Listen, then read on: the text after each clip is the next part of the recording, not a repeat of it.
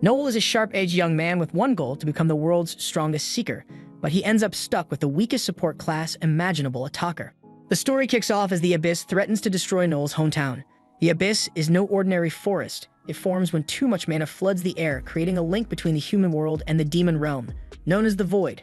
As the Abyss deepens, stronger and more dangerous creatures crawl out of it, and tonight it's hit a depth of 12, enough to summon a deadly monster called the Lord. Noel's grandfather Brandon, once the strongest seeker and known as the legendary Overdeath, is gearing up for battle. As the looming threat draws near, he grips his old weapon, muttering to himself, surprised that he's fighting again after all these years. He orders Noel to stay in the shelter, claiming that help will arrive soon. But Noel knows better that help isn't coming. Brandon is preparing to take on the Lord alone, and Noel realizes his grandfather plans to handle it himself. With his usual legendary confidence, Brandon warns Noel not to doubt him. He asks if Noel's forgotten who he is, Overdeath, a name feared by all. He swears to protect Noel with his life, and as he heads out, Noel calls after him. Then as Brandon steels himself for the fight, his thoughts briefly turn to Noel. He wants to tell him one last thing. Men can never let anyone look down on them, no matter what they face. Meanwhile, Noel stays hidden in the shelter, his mind racing, terror tightening around his chest as dread creeps in. Eventually, unable to stay put any longer, he steps out and finds Brandon gravely wounded. Brandon reflects on his fate, accepting that even Overdeath has his limits. He tells Noel that this is the way of seekers. Choosing a life of battle means living with death constantly at your side. Despite his critical injuries, Brandon asks Noel if he still wants to become a seeker, knowing the risks that come with it. Holding back his emotions, Noel responds with determination, telling his grandfather he'll follow the same path. Brandon, though proud, insists that being a seeker isn't enough. Noel must become the strongest. He asks Noel to promise that he will surpass even him. With a heavy heart, Noel swears he'll become the greatest seeker. Brandon chuckles softly, proud of his grandson. He tells Noel that he loves him, and in that final moment, Brandon passes away, leaving Noel to scream in agony. It's been 2 years since that fateful night, and Noel has kept his word to become a seeker. His team is now locked in battle with a swarm of monsters, and Noel, ever sharp, barks out orders on how to secure a win. Despite being part of the weakest support class called Talkers, Noel wears that title with pride. Then after taking down the monsters, the team gets to work dissecting them. Noel explains that while lesser vampires can't use magic, their queen can spawn hordes rapidly, each one strong enough to rip an ox to shreds. As they plan their next move, a vampire lunges at Noel, but Tanya swoops in just in time to save him. The group discusses going straight for the queen to stop the endless spawns, but Noel advises against it. He reminds them that as a C-rank team, they should focus on thinning out the spawns first, giving them a better shot at victory. His teammates know just how crucial Noel is because his buffs make all the difference in their success, giving him the authority to call the shots. Even though they're ranked lower, they're handling this B-rank mission all thanks to Noel's guidance and skills. Noel takes a moment to reflect on his role. As a talker, his job is to support his team by buffing them to enhance their combat abilities. But his own strength in battle is nothing to brag about. He's entirely dependent on his comrades to fight while he boosts their power from the sidelines. It's why talkers are often laughed at, dismissed as the weakest class. Suddenly, the vampire queen strikes from the shadows, releasing a deadly poison gas that spreads in an instant, throwing the team into chaos. Lloyd and Walter immediately realize they need to save Noel first. They know without his buffs, they're doomed. Tanya then rushes to help, but amidst the confusion, she's hit by the queen. And now, with Noel incapacitated, Lloyd and Walter are struggling to fight back. They're painfully aware that without his support, they can't win this fight. The team, desperate and on the verge of panic, begs Noel to give them orders, reminding him that he's the talker. Anger flares up in Noel as he snaps back, telling them not to look down on him. In one swift move, he pulls out his weapon, ready to show them just what a talker can do. He activates his tactician skill, boosting the entire party's abilities by 25% just by giving commands. Noel then calls out to his brain-dead teammates, telling them to dodge an incoming attack. He then uses his battle voice, instantly increasing the recovery rate of their stamina and mana. Noel orders Tanya to cast a barrier around the two warriors, prepping them to obliterate the beast. But things quickly spiral when more monsters show up. As Tanya starts to panic, Noel uses his peer support skill to calm her down, stabilizing her frantic mind. With a cool head, he sets a timer for 74 seconds and declares he'll handle the small fry while the others focus on the main body. Noel keeps barking out orders, guiding every single move with surgical precision, telling them to prepare their strongest attack. After stunning all the small fry, Noel whips out his magic gun, the only anti-beast weapon a talker like him can rely on. He fires an ice bullet, freezing the demons in place, but one breaks free. Now Noel's down to his last bullet, with only 43 seconds left on the clock. He coolly calculates that the remaining beast will reach him in 23 seconds, giving him just enough time to instruct the team to hit the main body. He gets the command out just in time, right before the beast lunges at him, and his teammates finally unleash their attack, landing the final blow. Tanya, shocked they managed to pull it off, is horrified when she thinks Noel got hit. But Noel, ever the tactician, had it all planned out. His timing was flawless. He dodged the attack just enough while factoring in that the spawns would lose their power once the queen was defeated. The battle ends exactly as he predicted, with the mission wrapped up in 74 seconds flat. Impressed but laughing, his teammates tease him for cutting it way too close with his risky timing. Noel's mind drifts to a memory of his grandfather. As a child, Noel had been frustrated about being a talker, wishing he could be a warrior like his grandfather. But his grandfather, ever reassuring, promised him that his talent would eventually shine through and that he would help Noel become the strongest seeker, no matter his class. Back in the present, Noel silently reaffirms his goal to surpass his legendary grandfather, even as a talker, the role so many consider the weakest. He begins explaining how Yttria, the capital of the Velvet Empire, thrives on the synergy of magic and technology, both derived from research on the beasts they fight. The city depends on seekers to protect it from the abyss, and for that, they are revered as heroes. Later, during a meal with his team, Noel reflects on how, at just 15 years old, he began searching for companions in Yttria, knowing that as a talker, he couldn't fight alone. Walter, beaming with pride over their 5 million Phil reward, talks about their steady progress, while Tanya and Lloyd discuss setting their sights even higher. Noel, meanwhile, quietly considers that their team could really use a scout, but for now he's focused on gaining more experience with his current squad. The conversation takes a turn when a slightly tipsy Walter asks Noel if he's upset about the reward. Teasing him, Walter suggests that Noel cares too much about money, saying that a seeker should have a big heart and not get caught up in greed. Walter's words stir another memory in Noel. His grandfather once gave him some tough but essential advice. He told Noel that seekers must prioritize money, not out of greed, but to buy the best equipment and supplies needed to survive. Being called greedy or evil wasn't an insult, but rather a mark of success. His grandfather, who was known as Overdief, had drilled into Noel one crucial lesson: never let others look down on you, no matter what they say. Jumping back to the present, Noel claims he's not bothered, but Walter keeps badgering him. This ignites a heated back and forth, with Noel jabbing at Walter for always using his age as a badge of authority. After all, for a seeker, skill is what counts. So Noel mocks Walter for leaning on his age to push others around. Walter then enragedly fires back, accusing Noel of hanging back in fights while others face danger. It reminds him that he puts his own neck on the line to shield the team, but Noel just keeps kneeling him. Things escalate as Walter threatens to end Noel's life, and Noel, cool as ever, dares him to try. Just then, Lloyd jumps in to break it up, reminding them they're all on the same side. He suggests they split their reward and call it a night, managing to cool things down. Once the mission's over, the team's left with only 250,000 each after paying the clan. Tanya's less than thrilled with the payout, thinking it's peanuts for the work they put in. Lloyd tries to soothe her, saying tough missions like this don't come around often, and they'll rake in more on the next one. But Noel chimes in, pointing out that unlike the official clans, they don't get missions straight from the country, which cuts into their chances and cash flow. He reminds them that independent seekers like them don't get these opportunities often, and it's way harder without clan backing. Lloyd then gives the team an update on their total savings, which adds up to just over 12.8 million. Without a second thought, Noel jumps in and proposes using that cash to form their own clan, but Lloyd, ever the cautious one, warns Noel that starting a clan means coughing up 20 million to the country, way more than what they've got. But Noel, full of confidence, says he's ready to drop the remaining 7.2 million from his own stash. His determination is almost maddening. He's convinced that starting a clan will finally get them out of doing these low-tier, hand-me-down jobs and let them grow for real. Even with Lloyd harping on about the crazy costs of renting a base in the capital, but Noel says he's already got a lead on a cheap spot. Lloyd isn't done yet, though. He's got serious doubts about whether they can handle running a clan, pointing out that they're just a young, inexperienced C-rank team. He's sure they're not ready for that kind of responsibility, but Noel's not having it. He throws the question right back at Lloyd, asking him when exactly he thinks they'll ever be ready. If they don't make a move now, they'll be stuck as C-rank seekers for life. Noel argues that the only way they'll ever gain the experience they need is by actually running the clan, not by sitting around and waiting for the right time. Lloyd's still worried, saying that without the country's trust, they'll never land the big money jobs they need to make it. Noel fires back, explaining that their youth, their looks, and their strength are exactly what the country wants. The government's hungry for more seekers, and the successful ones aren't just mercenaries. They're idols and heroes. Noel's not done, and he points out that their skills and image can help them rake in sponsorship deals from companies, giving them extra cash and resources. Walter's still shocked by the conversation, can't wrap his head around the idea that being good-looking could actually score them better treatment from the country. But Noel stays confident. He even teases Walter, saying that despite his flaws, even he has the kind of looks that could boost the clan's image. Walter, initially skeptical, slowly comes around to Noel's point. Tired of scraping by with second-hand jobs, he agrees with a plan to form a clan, admitting that status, fame, and money sound pretty tempting. He even cracks a crude joke about using his new status to attract women, which earns him a sharp scolding from Tanya. With Walter now on board, Noel turns to Lloyd, waiting for his opinion as their leader. Then Noel drops a bombshell. If they don't agree to form the clan, he's ready to quit the party and take his share of the savings. The room falls silent as Noel reminds them all of his dream, to become the greatest seeker, even surpassing his legendary grandfather, the Overdeath. Lloyd, caught off guard by Noel's resolve, realizes this isn't something Noel will back down from.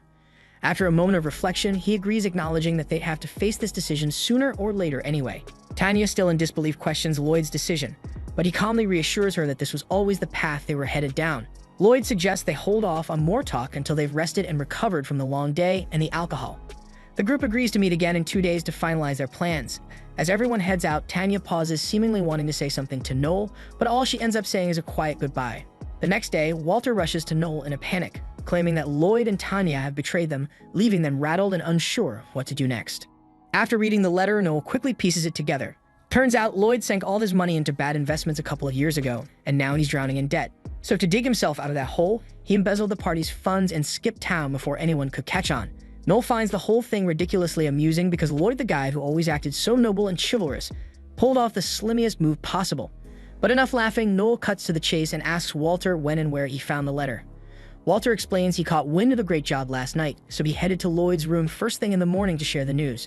But by the time he got there, Lloyd had already cleared out. That's when the innkeeper handed over the letter. According to the innkeeper, Lloyd and Tanya left the inn around 8 p.m. the previous night, just before the city gates close. Under normal circumstances, neither Noel nor Walter would have known about this until later in the day, meaning Lloyd was trying to buy as much time as possible before anyone noticed he was gone. It's 9:30 a.m. now, so even though they found out earlier than Lloyd probably anticipated, it's been over half a day. Lloyd and Tanya must have put some serious distance between them and the capital by now. Still, the city gates should have records showing which way they went, and since they most likely left on foot, Noel and Walter could catch up if they grab horses. Walter's raring to go, but Noel reminds him that this isn't just a simple chase to get their money back. Those two chose to abandon the party, and that's outright betrayal. So worst case scenario, if they catch up and confront them, it could end in a fight to the death. And even if they manage to beat Lloyd and Tanya, the money's already gone. But Noel's not about to let them get away without paying for what they did, and they'll suffer, one way or another. After getting dressed, Noel drags Walter down to the local tavern. Walter, confused as ever, doesn't understand why they're even here, but Noel knows it's pointless to explain anything to Walter because he likely wouldn't get it anyway, so he just tells him to follow his lead. As they step inside, Noel immediately grabs the attention of the entire tavern. He then announces that 2 members of his party have stolen their money and fled the capital, offering a reward of 2 million fils to anyone who can bring them back alive. Walter starts panicking, questioning why Noel would announce their situation so publicly. But Noel, calm as ever, explains that there's a particular person he's trying to flush out, so announcing it to the whole tavern is just a time saver. The first group to accept the mission is the Lightning Bite Party, so Noel gives their leader all the details he has on Lloyd and Tanya's escape. Soon enough, several other parties jump on the offer as well, but Noel still hasn't found the person he's looking for. Then a shady-looking man approaches Noel about the job, and immediately, Noel can tell this guy has some useful information, the exact type of person he was waiting for. They step outside to talk, and the man explains he saw a couple leaving town yesterday who perfectly matched the descriptions of Lloyd and Tanya. He claims to know exactly where they're headed, but the problem is that his party isn't strong enough to take them down alone. Sensing an opportunity, Noel offers him 1 million fils in exchange for his help, half the reward. The man tries to argue for the full 2 million, but Noel's already read him like an open book. He knows the guy is too broke to walk away from 1 million fils, so the man eventually gives in and agrees to the deal. With everything settled, Noel tells the man to get his party ready and meet him at the south gate. He also instructs Walter to wait for him there, as Noel has something he needs to take care of first. A little while later, Noel finishes his preparations and heads to the front gate to meet everyone. Walter, clearly unsettled, so he pulls him aside to ask something that's been bothering him. He wants to know if Noel's really okay with fighting Lloyd and Tanya, but Noel, without hesitation, says he has no problem killing them. No mercy and no second thoughts. Walter can't believe how cold Noel is after everything they've been through together as partners. But Noel reveals that from the very day they met, he had already devised contingency plans to take them down if they ever crossed him. In fact, he even has a plan for Walter. Noel never truly trusted any of them, and he tells Walter that being less trusting might do him some good in the future. Later that day in a remote village, Lloyd and Tanya are walking, and Lloyd assures her they should be safe for now, so he's confident they can rest easy tonight. In his mind, there's no way Noel would be petty enough to chase them down, especially since the money's already gone. But Lloyd seriously underestimates just how petty Noel can be, and out of nowhere, Noel appears behind them, flanked by a full squad of bounty hunters ready to capture them. Lloyd panically reaches for his sword, but before he can move, Noel uses his ability to freeze him and Tanya in place. Both are left standing there stunned and completely unable to move. And with Lloyd trapped and nowhere left to run, Walter steps forward furiously, yelling at Lloyd for betraying them. He's ready to punch Lloyd right in the face, but Noel stops him because there's something he wants to ask first. Noel knows Lloyd already spent all the party's savings, but he figures the money from the vampire hunt should still be around. But Lloyd panically denies it, claiming he's used that money as well, so Noel unimpressively asks if Lloyd blew it on another one of his failed investments. But Lloyd sweetingly admits that he used the money to pay off more of his debts. The way Lloyd stammers and shifts under pressure gives Noel all the confirmation he needs. It's crystal clear now. Lloyd isn't just a bad investor, he's a full-blown gambling addict. He's likely gambled so much that he's buried under debt collectors, but still, Noel wants to hear it straight from Lloyd's mouth. Then before Lloyd can launch into another apology, Walter snaps, yelling at him for squandering all the money they worked so hard to save. Lloyd, dropping the innocent act, yells back, claiming he's the real victim here. He didn't want to touch the party's funds, but gambling was too fun to resist. And besides, it's their fault for dumping all the responsibility of leadership on him. That's it for Noel. He's had enough of Lloyd's pathetic excuses. So without hesitation, Noel kicks Lloyd square in the face, sending him to the ground and starts stomping on him repeatedly. The audacity of Lloyd trying to shift the blame infuriates him, because Lloyd was the one who begged to be leader. Also, he could funnel money into his gambling addiction. Before long, Lloyd is beaten bloody, pleading for forgiveness, but Noel doesn't even acknowledge the concept. He's more than willing to stomp Lloyd 1,000 times if that's what it takes to feel satisfied. At this point, Tanya desperately speaks up and begs Noel to spare Lloyd. Noel pauses, but only to offer a twisted deal. He'll spare Lloyd if Tanya is willing to take the beating in his place. Noel, ever the equal opportunity punisher, says he has no problem stomping her into the dirt if that's what she really wants. Then, using his power, he compels her to confess her involvement. Under the influence of Noel's ability, Tanya is forced to tell the unfiltered truth. She admits that she gambled the party's money right alongside Lloyd, and shockingly, she's even more of an addict than he is. She even starts blaming Lloyd for losing so often, saying that if she had gambled more, they wouldn't be in this mess because she's better than him at it.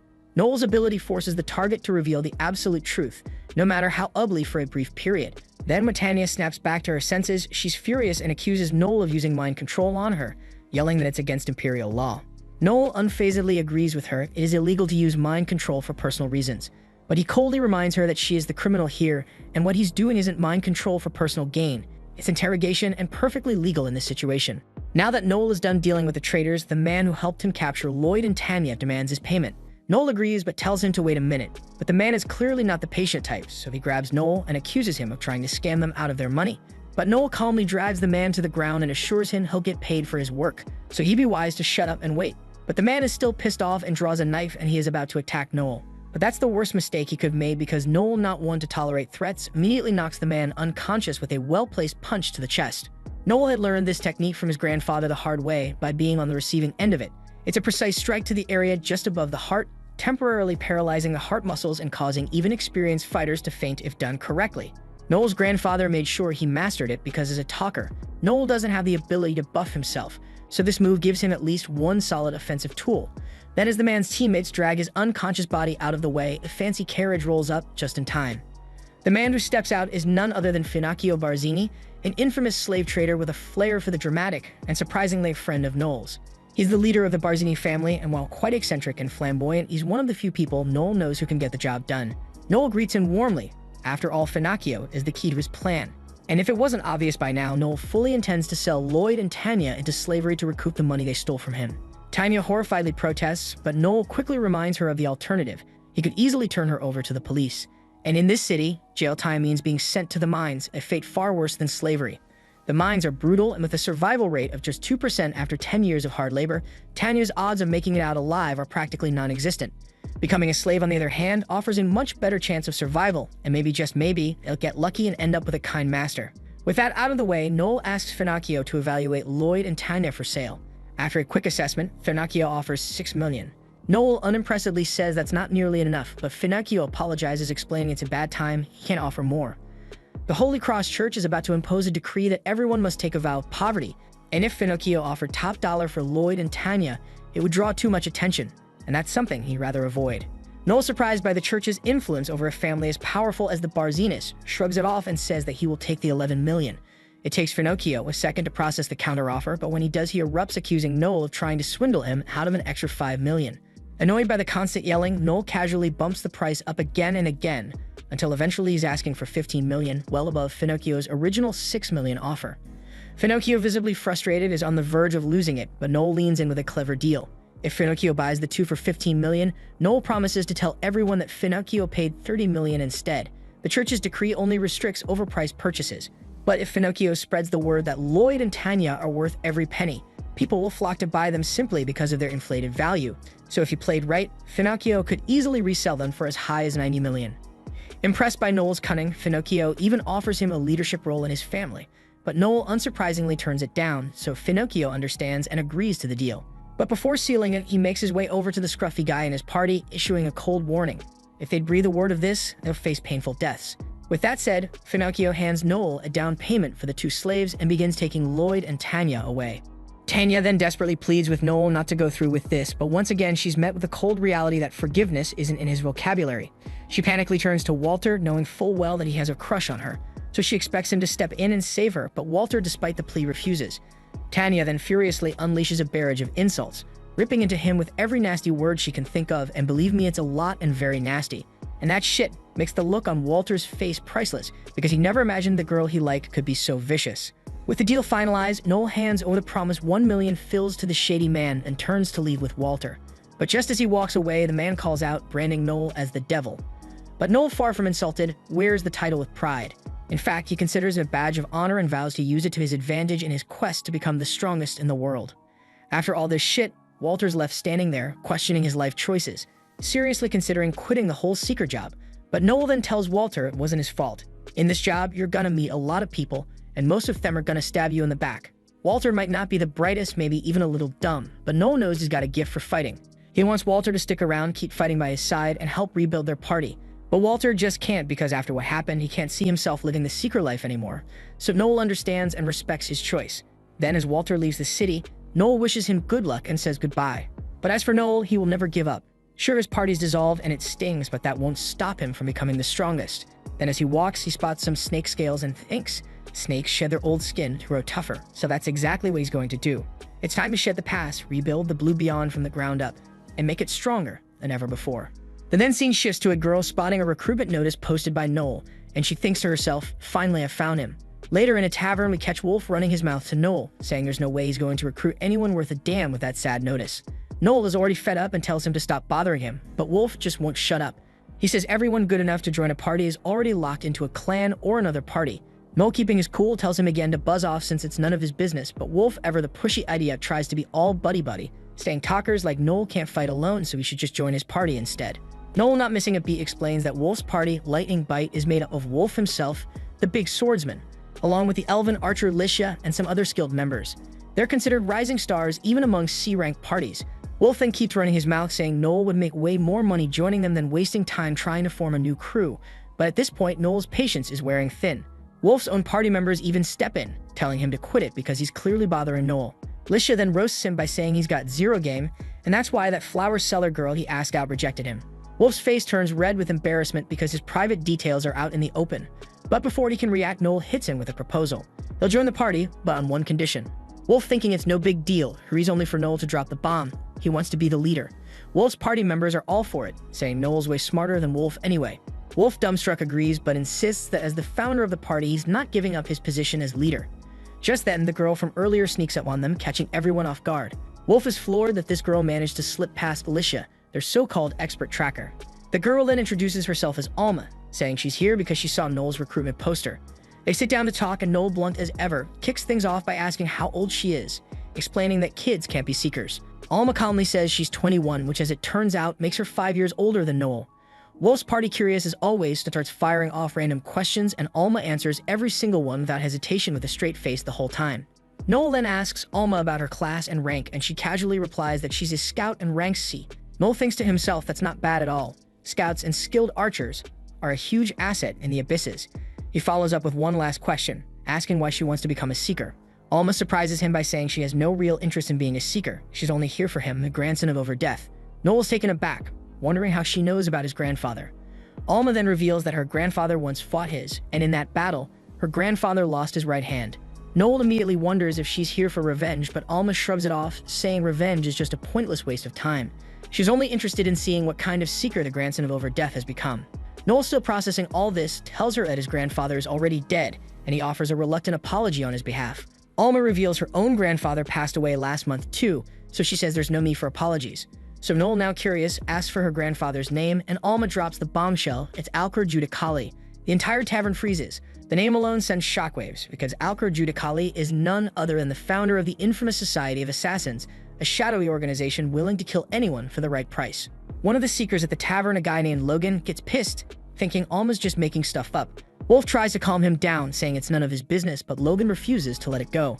He explains that taverns have an unspoken rule. Only seekers of a certain prestige are allowed inside. Alma, playing it cool, admits she didn't know that, so Logan, sensing her inexperience, sneers and labels her a complete noob. He then goes on to inform her that it's customary for regulars to beat up anyone who breaks this unwritten rule. Before Logan can finish, Alma interrupts, turning to Noel and asking what determines a seeker's prestige, so Noel explains that while class and rank are a starting point, in the end it all comes down to strength.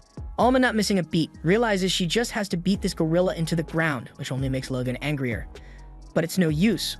Alma swiftly defeats him with a chop and a kick, leaving the whole tavern in shock. Noel, impressed by her skills, hires her on the spot. As the tension fades, Alma's stomach growls loudly, and she simply states that she's hungry. The scene then shifts to Alma munching on a fried bun with Noel, thinking to herself, this is so damn good. Noel tells her it's nothing special, but then he realizes she grew up in the mountains, so to her it's a big deal. That's when it clicks for Noel. She really is Alcor's granddaughter. Alma, noticing his reaction, asks if he hadn't believed her until now. Noel admits it was only natural to be skeptical since she made such a bold claim after popping up out of nowhere. But Alma said she believed he was over Death's grandson the moment she saw him. She explains it's his eyes. They tell her he's the kind of person willing to do anything to win.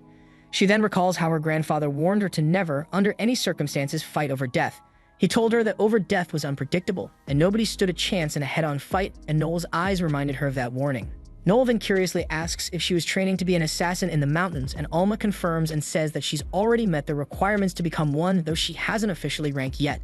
So Noel puzzledly asks why she didn't join the Assassin Society. Alma explains she tried, and they tested her by making her fight a weak assassin, which she easily won. She was about to kill the guy, following the old assassin rule that the strong survive and the weak must die, but the match referee stopped her. Then when she asked for his real identity, he revealed himself to be Simon Gregory, current leader of the society. That's when Alma found out the society had changed its rules. They no longer kill people on a whim, so Simon told her bluntly that she didn't fit in with the new society and kicked her out. Alma then states that they no longer need assassins trained in the old ways and informs Noel that soon, the crown will take the society under its wing. Noel, piecing things together, realizes the society is about to be affiliated with the government. Alma nods, adding that they're shifting their focus from contract killings to espionage, because the new leader believes that's the only way they'll survive. Noel, realizing how valuable this information is, nervously hopes he won't get killed just for knowing it. Alma suddenly remembers the info was supposed to be top secret and reassures him, laughing that she'll protect him like a big sister. But Noel's still annoyed, tells her he's not a fan of her playing the big sister role. The scene then shifts to the next day, with Noel and Alma walking through the forest. Noel asks Alma how much she knows about talkers, so Alma says she knows they're weak on their own, but have powerful support skills, and their job is to use those to help their party.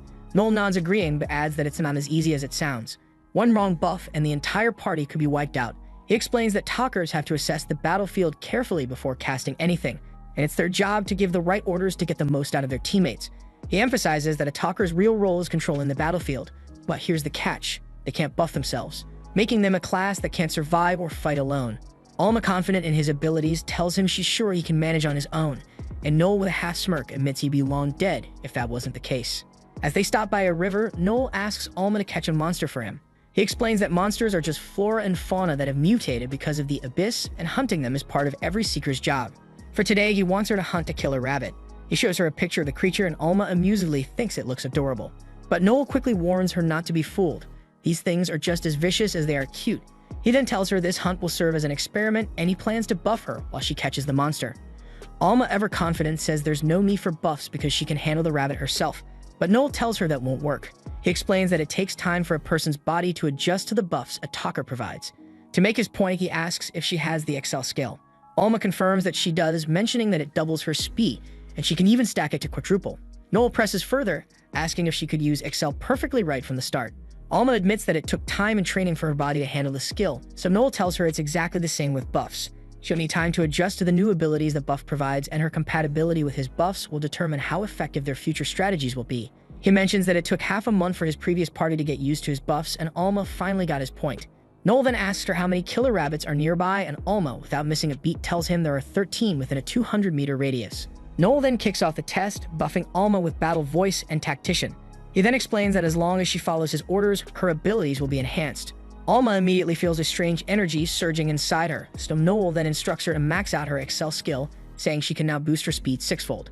And then he tells her that the challenge is to catch a single killer rabbit in under 10 seconds. So without wasting any time, the test begins and Alma sprints through the forest, not only catching one rabbit, but gathering several. Then when she hands them over, Noel is stunned to find that she caught all 13 rabbits in the area and in just 8.6 seconds. He's impressed by how fast she adapted to his buffs and figures there's no need for further training, and with a grin he tells her they're ready for their first quest as a party. Noel then reveals that a small town named Mince, which they recently cleared of monsters, has sent him a request to deal with a group of thieves terrorizing the villagers. The scene then cuts to the two of them riding in a carriage, and Alma, experiencing a carriage ride for the first time, enjoys the moment, but Noel warns her that her excitement won't last long because by the end of the ride, her ass will feel like a rock. As they ride, Noel fills the time by explaining the types of jobs seekers typically handle. Aside from fighting beasts born from the abysses, seekers also hunt down criminals, monsters, and treasure. There are also mythic hunts where seekers explore uncharted territories.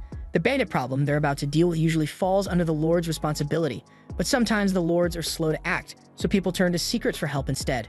Alma doesn't like the sound of this, and Noel admits they won't be paid much since their client is just a farming village, but still he thinks it'll be a good trial run for their party, so Alma is excited for their first mission, and that reminds Noel of his old party, stirring up memories of the past. The scene then shifts to Noel and Alma stopping in a town called Eudora for the night. As predicted, Alma's complaining that her butt is as hard as a rock after that long carriage ride, and Noel, with no sympathy, tells her they're hopping on another carriage to Mince tomorrow. They start looking for an inn, but everywhere they check is full. After a frustrating search, they finally manage to find one with a single room. Noel's relieved and tells Alma to take the bed while he'll crash on the floor. Alma, ever casual, tells him she doesn't mind if he sleeps with her, seeing as she thinks of him like a younger brother. Noel, blushing furiously, refuses, and seeing his reaction, Alma teases him, thinking it's cute. This only irritates him more, so he stomps off to take a bath. Later, as Alma stretches, Noel walks out of the bath half naked. Alma's surprised by his well-toned muscles, thinking he's got a pretty great body, but always blunt, she thinks it's a shame.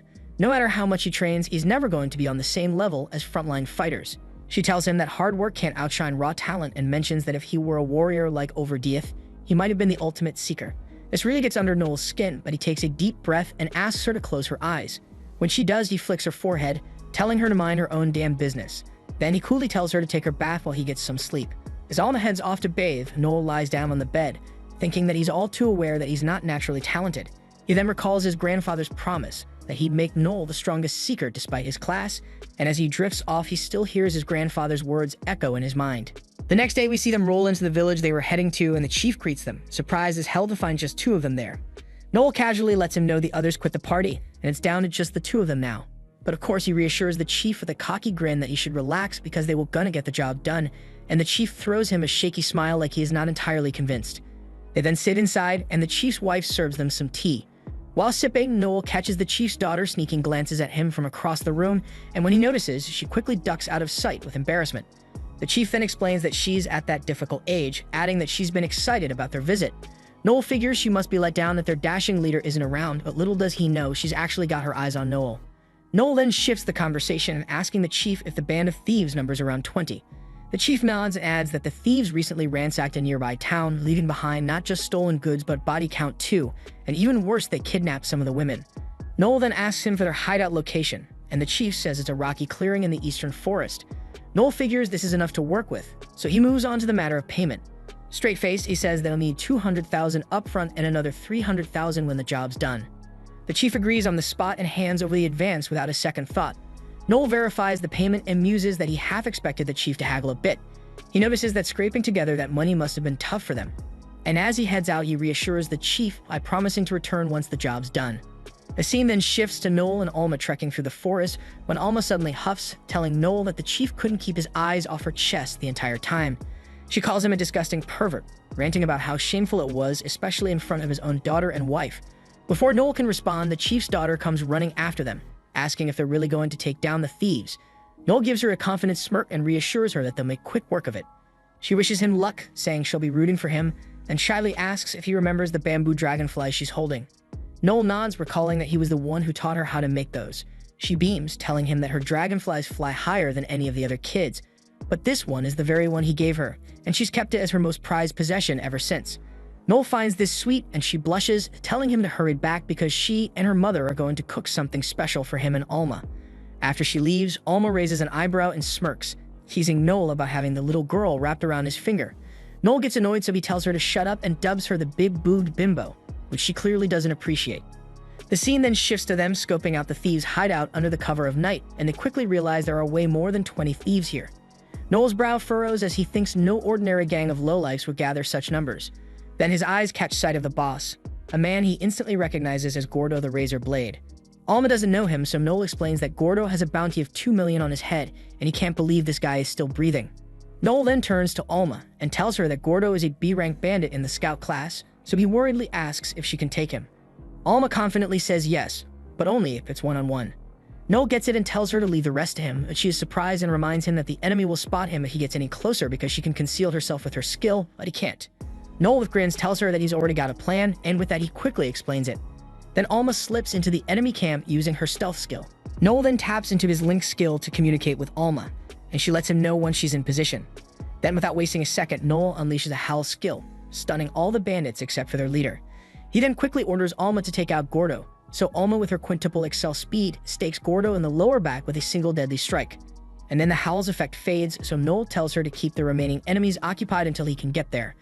And Alma happily goes to work, hacking away at the bandits one by one with a creepy smile.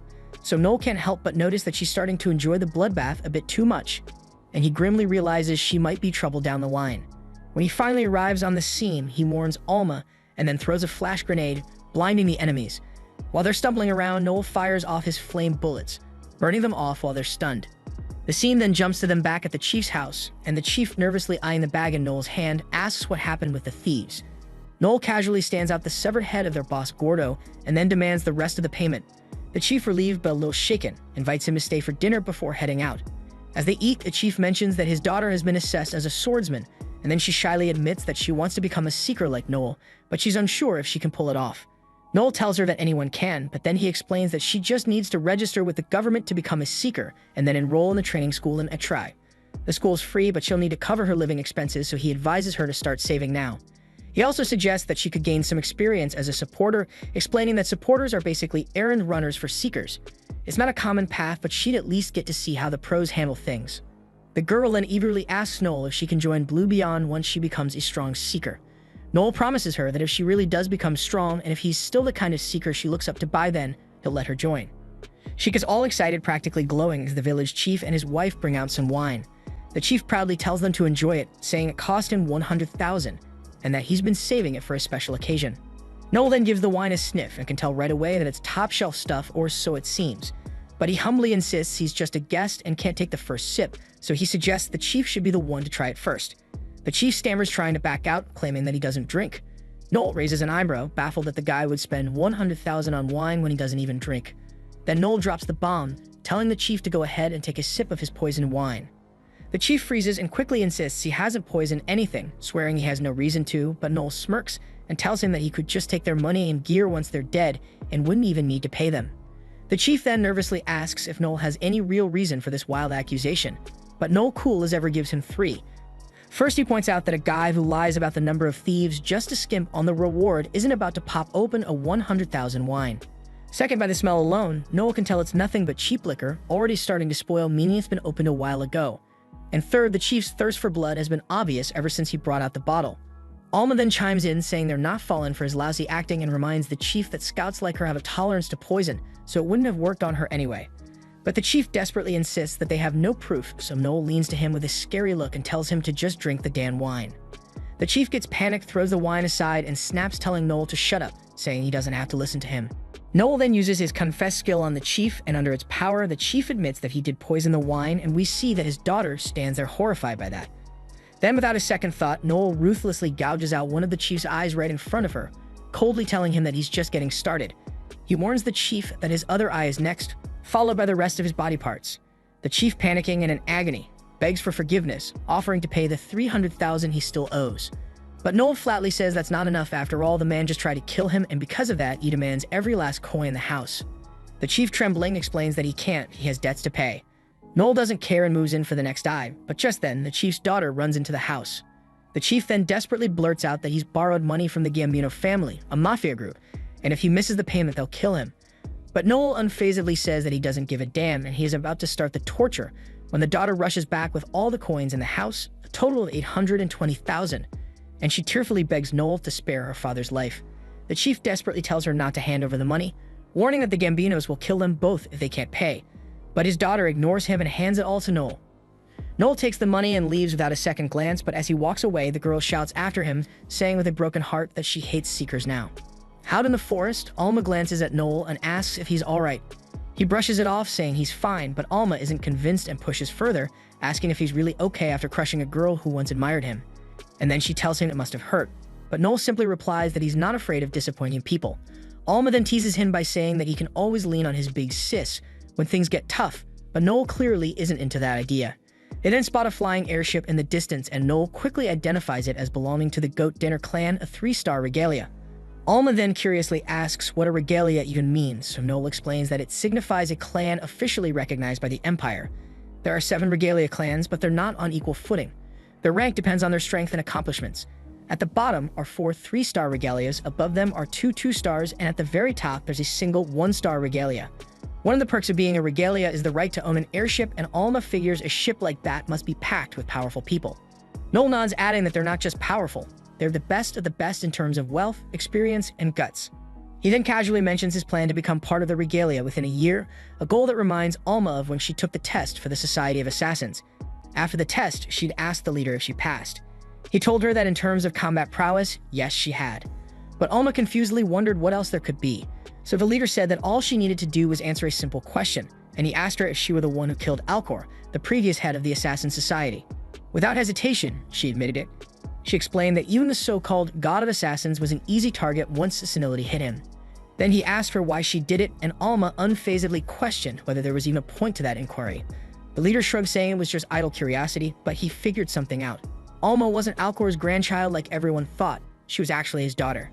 She confirmed this, revealing she was just one of many children born from the women Alcor had kidnapped from various villages. She then recalled being forced to fight other kids her age when she was just a child, explaining that Alcor had been obsessed with creating an equal.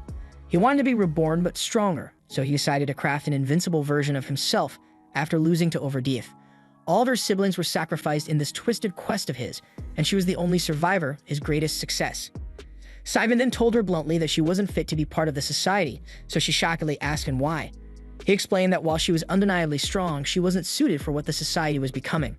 They were about to transform into a government agency, and while they'd continue killing, it would no longer be their sole purpose. Killing would just be a means to an end, not the ultimate goal like before, and he added that this shift was necessary to secure their future. Alma then became enraged and broke down. She then started saying that she spent 21 years being trained to be a killer, and now all of that felt meaningless. She cried out that she'd never had any fun, never fallen in love because her life had been stolen by this brutal training. And now, after all that shit, he was telling her they didn't need her, so she snaps like a maniac, demanding to know what the last 21 years of her life had even been for, and angrily asked him to give her life back. She then started feeling lost and wondered aloud what she was supposed to do now, so Simon not unkindly told her that she'd have to figure that out on her own. But before leaving, he mentioned something intriguing. He'd recently heard that Overdeath's grandson was now a seeker in a tribe, so Alma curiously asked if he was strong. Simon replied that he is, but his class is Talker, the weakest class of all. Still, he suggested she go check him out if she was interested. The story then shifts back to the present. Alma, moved by her memories, suddenly hugs Noel, promising with a loving look that she'll always fight by his side. The scene then shifts to a guy knocking out a security guard, and he uses his powers to disguise himself as the guard. Then he heads to the guard's post, casually asking the other guards stationed there if the death row inmate is inside that cell. The guard responds, confirming that the prisoner is there, but adds that he's surprisingly well behaved, barely making his presence known. Turns out, this silent inmate is the infamous killer who had the entire city of Itrai shaking in their boots, and his name is Hugo Capilia, and known as the Puppeteer. Meanwhile, we see Noel running, carrying some serious weight in the early morning. He explains that this is his daily grind, running 2 laps around the castle walls like clockwork. He never skips it, no matter how exhausted he might be. He then recalls the hellish training his grandfather put him through, starting from the day Noel announced he would become a seeker. That was the day his kind and gentle grandfather disappeared, replaced by a ruthless drill master. Noel endured brutal training day in and day out, knowing that since seekers can enhance themselves with magic, all he could rely on was his body. He threw his heart and soul into the training, refusing to back down until the bitter end. Later, we see Noel in the shower, thinking back to Alma's comments about how well-maintained his body is. Despite all that work, it's of little use to him since he's a talker, not a frontline fighter. After stepping out of the shower, Alma shows up for a visit. Noticing Noel's lodgings, she smugly remarks that she figured he'd have a nice room. He asks her how her room is and if she's settled in. She says it's not great, but manageable. Noel then points out she's early and reminds her they had agreed on a different time, and she teases him by asking if he's not happy to see his big sister sooner and wonders aloud if she can touch him. But before he can even respond, she starts touching him, getting on top of him on the bed. As Noel tries to stop her, Alma tries to steal a kiss, thinking he's cute, but Noel shuts her down with a swift headbutt just in time. Later, we see the two of them strolling through town, and Alma's still salty, wonders how Noel could headbutt a girl, but Noel, not missing a beat, says he had every right since she practically tried to assault him. So Alma just smirks and teases him again, saying it's his own fault for being so damn cute. As they walk, she spots a couple holding hands and without hesitation, grabs Noel's hand, declaring they're on a date, and then she cheekily asks where he's taking her today. For starters, they head to the Appraisers Guild, where Noel explains this is where classes get praised and where rank-ups happen. He adds that being an appraiser is a unique class, exclusive to gnomes, and they can't rank up. He mentions the gnomes are a strange bunch, almost like they exist just to research classes. As they look around, they spot one of the gnomes helping his seeker rank up.